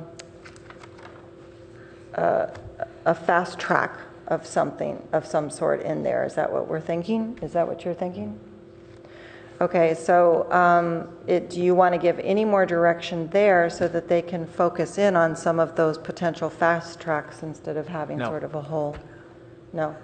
So I think that Mayor Shepherd, I'm sorry. I know this is late, but there's still one section of this motion that I'm not clear about. It's section number 2, suggestions on a revised breadth and scope of the comprehensive plan update. The council received our suggestions this evening. You had a number of concerns about that approach. I'm wondering whether you can be any more specific about what it is you want us to return with regarding the comprehensive plan update process. No, it's deliberately vague, and the reason is you've heard a variety of comments from council. Some of them may sharpen your thinking. If you don't have any suggestions, then you can say you want to leave it just as it is, and then be the council to struggle with what you've proposed.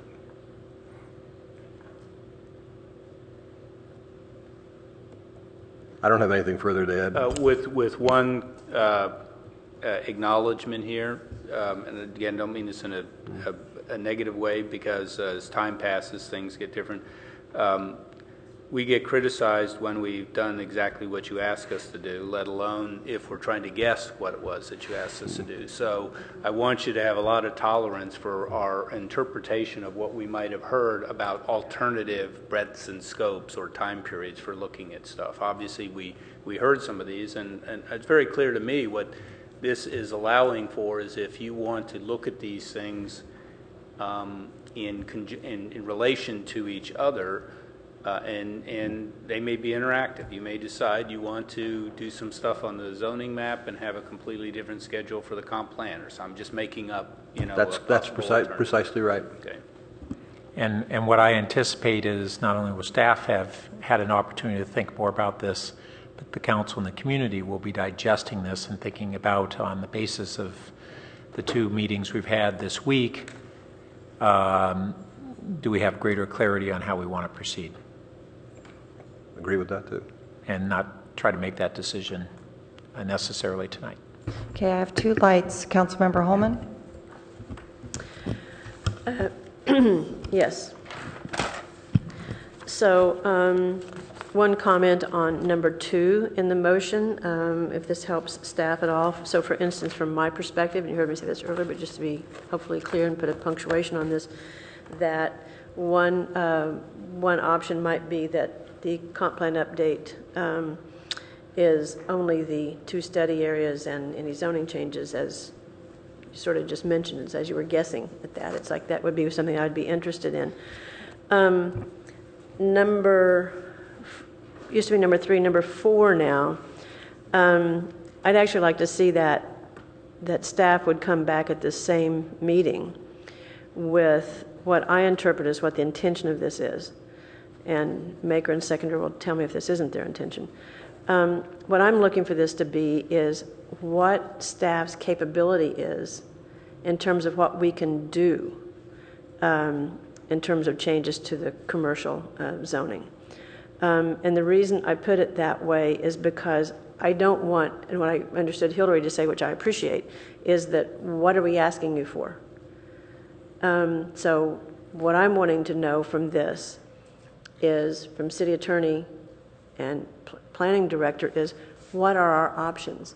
Can we, and I'm just going to throw things out and don't make too much of these examples, but can we downzone? Can we change the zoning? Can we change the, those sorts of things? What are our legal and practical capabilities?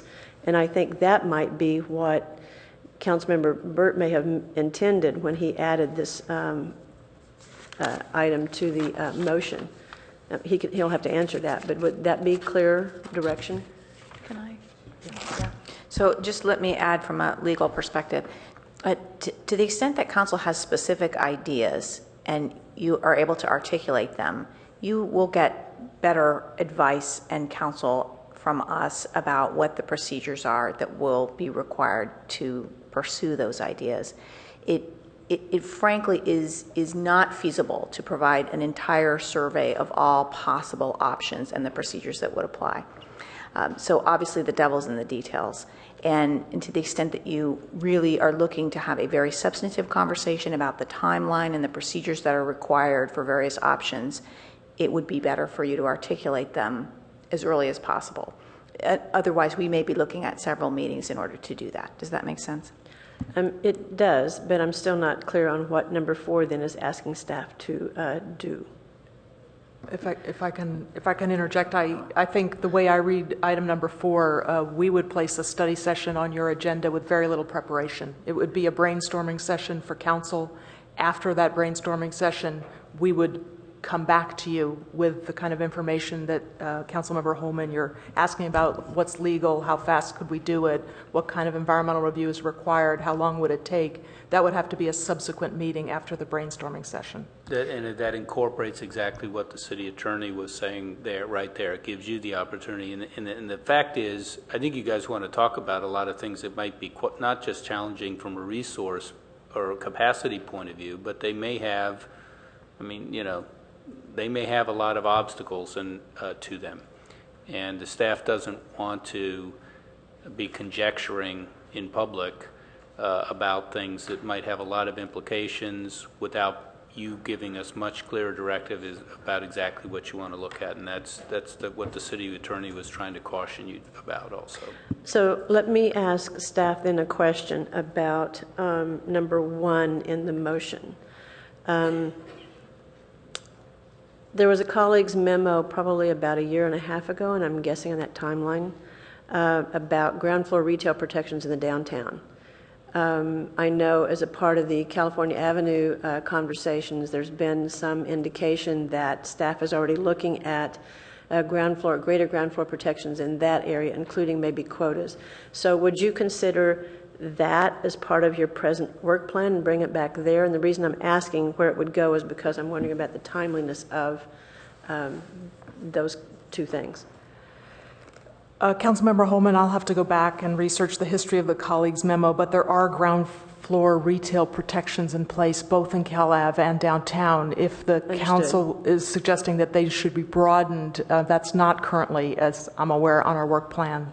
Currently, we also do not have on our work plan to look at formula retail restrictions. That was something we included in the scenarios for discussion as part of the comp plan, but that's not currently on our work plan. I'd see that be something that comes up under option number 4 there. Well, the colleague's memo is already out there and aging. So well, it was supposed to be on your work plan, if I may interrupt, because Councilmember Holman is absolutely right. The motion was that it was supposed to be part of the downtown cap study, and you were supposed to come back to us with broadening the downtown retail. And the downtown cap study is on our work plan, so that would be addressed in number 1. Okay, and if there's any way you can roll in the California Avenue protections into that. And the reason I'm saying that is because if it's a part of number 4, I see it happening much slower. If it's not in the direction, So, we've got to wait until this meeting to talk about it. Right. So I don't think formula retail zoning is in the direction, and then I'd hate to be difficult about this, but if we haven't even begun it on the work plan, even if you direct it, it's really not on the work plan, so we might as well talk about it under number 4. okay, all right. So then I will be supporting the motion, and a couple other things I just want to alert staff to in terms of hopefully narrowing this down to something that's more manageable and where we can accomplish some things. I think Jim mentioned how, there's development in Redwood City, development in Mountain View. One of the things that I want to see staff spending more time on, I've been told in the past, it's always like, well, we just don't have the resources. One of the things we have to be looking at is staff being more involved in adjacent communities' EIR processes. They are, but they're just staff of ours who've moved to those other jurisdictions.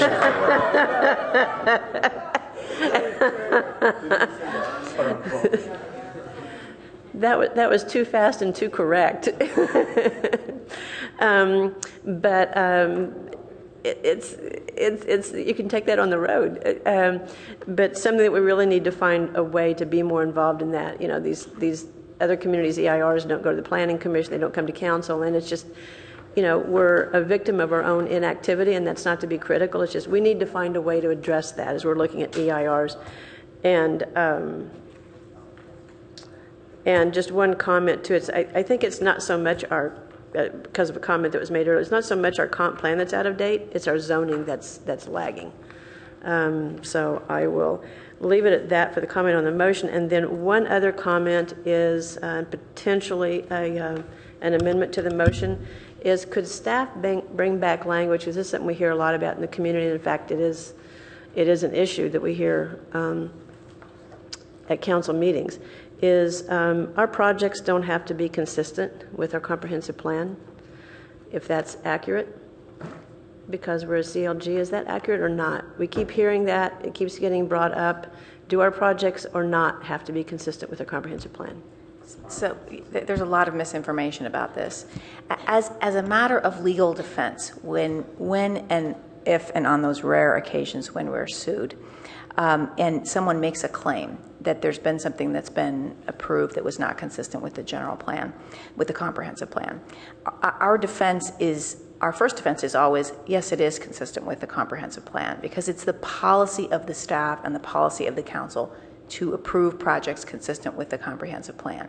Now, the comprehensive plan is a broad document. There are many different elements in it, and once something is approved, there often is the case where someone who perhaps did not favor the project can find some element of the comprehensive plan that is in tension with the project. The council no doubt considered that and harmonized the various provisions as you're required to do by law and passed a project that is consistent. So we explain that to the court. The second thing we say is, even if the court should disagree with the council that there is not a legal requirement, because we are a charter city, to have that consistency. So that is asserted as a backup legal argument. It's available to the city. We should use it to protect the council's action, but it's the policy of the staff to bring forward projects that are consistent with the comp plan and of the council to follow the comp plan. And I think we have done a good record of doing that. So if it's a legal defense that we can fall back on, appreciate the comments, and glad that's the intention and direction that staff brings or follows when they bring projects forward. If it is a legal defense, though, it's like we're not required to follow the comprehensive plan. Isn't that something we should look at not having as a defense? Because shouldn't we just follow the comprehensive plan? Isn't that the purpose of having a general plan? So it is the purpose of a plan, and in fact, it is the conduct of the city. I think it needs to be nested in this larger issue of being the majority of the cities in California are general law city, where so much of the rules and the regulations and the things that govern them are going to be set by the state in entirety, much more than for us as a charter city. So we have the freedom to set a lot of particular approaches that we have as a charter city. So as a result of that, we don't have this built-in requirement. But that doesn't mean in our practice and in our value system that is not what we have. And I wouldn't want to give up being a charter city and everything, all of the freedom that you have to be able to set directions that are at a higher standard than we might have at the state level. Well, I'm not suggesting that we would give up being a charter city. That's what's misunderstood when that is quoted to you, that it's in this area and it's not here. So what happens in litigation is that your decisions are subject to being presented to an individual judge. And this legal defense helps us to say the judge ultimately should not second guess your determination that the project was consistent with the comp plan. You know, if the council is interested in us not asserting a legal defense that's available to us that protects you, and the decisions that you've made, that's something that we should discuss in another forum. Okay. Councilmember Schmid, do you still have comments here? Yeah, I guess I'm concerned about the movement. We started out with a menu of more robust data and ended up with baseline data. Did I hear that that is data that you're already collecting and will present to us, and there won't be anything further? I guess, yeah, I'm concerned, as I was talking about earlier tonight, that there's ranges of options around things like survey data, how to measure traffic data, parking data, that the comprehensive plan should be grappling with, of which is most appropriate to both measure the change that is taking place and the impacts of those changes. So are you going to help us with lists of that kind of data? Well, I think you'll see in the baseline data that we've grappled with some of your questions, for example, about how to characterize traffic conditions given the state moving away from level of service. We did, for example, including travel time estimates along a couple routes in the city. We've included vehicle miles traveled. We've included other metrics in traffic. So I think undoubtedly there will be things you see that you think should be added to these data sets, but we've spent considerable effort trying to gather the data that we think would be necessary to conduct a defensible EIR analysis, and so that's what we would provide. Okay, and one other question. It does sound like a more robust thing. One other question, the comprehensive plan alternatives.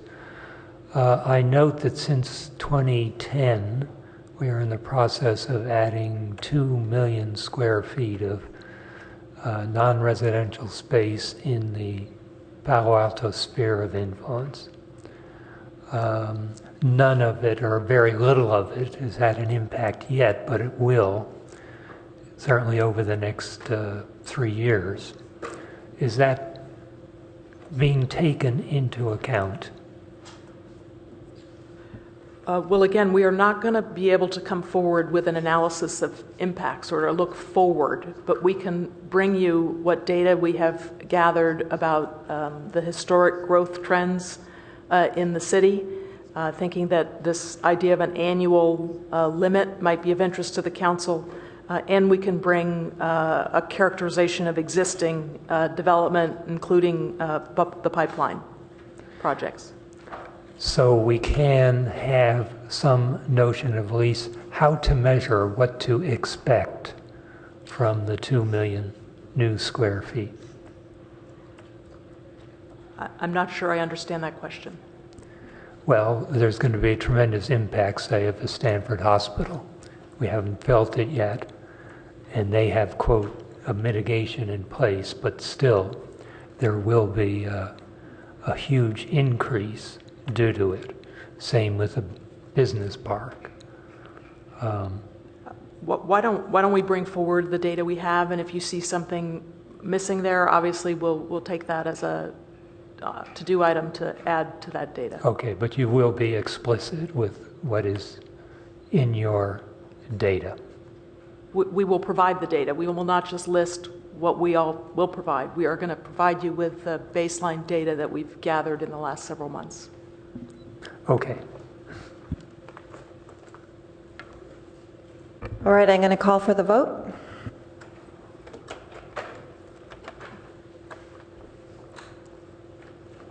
That motion carries with Councilmember Price voting no. So I think we've concluded our business. Well, I don't think we have anything else on the agenda. So we've concluded our business and this meeting is adjourned.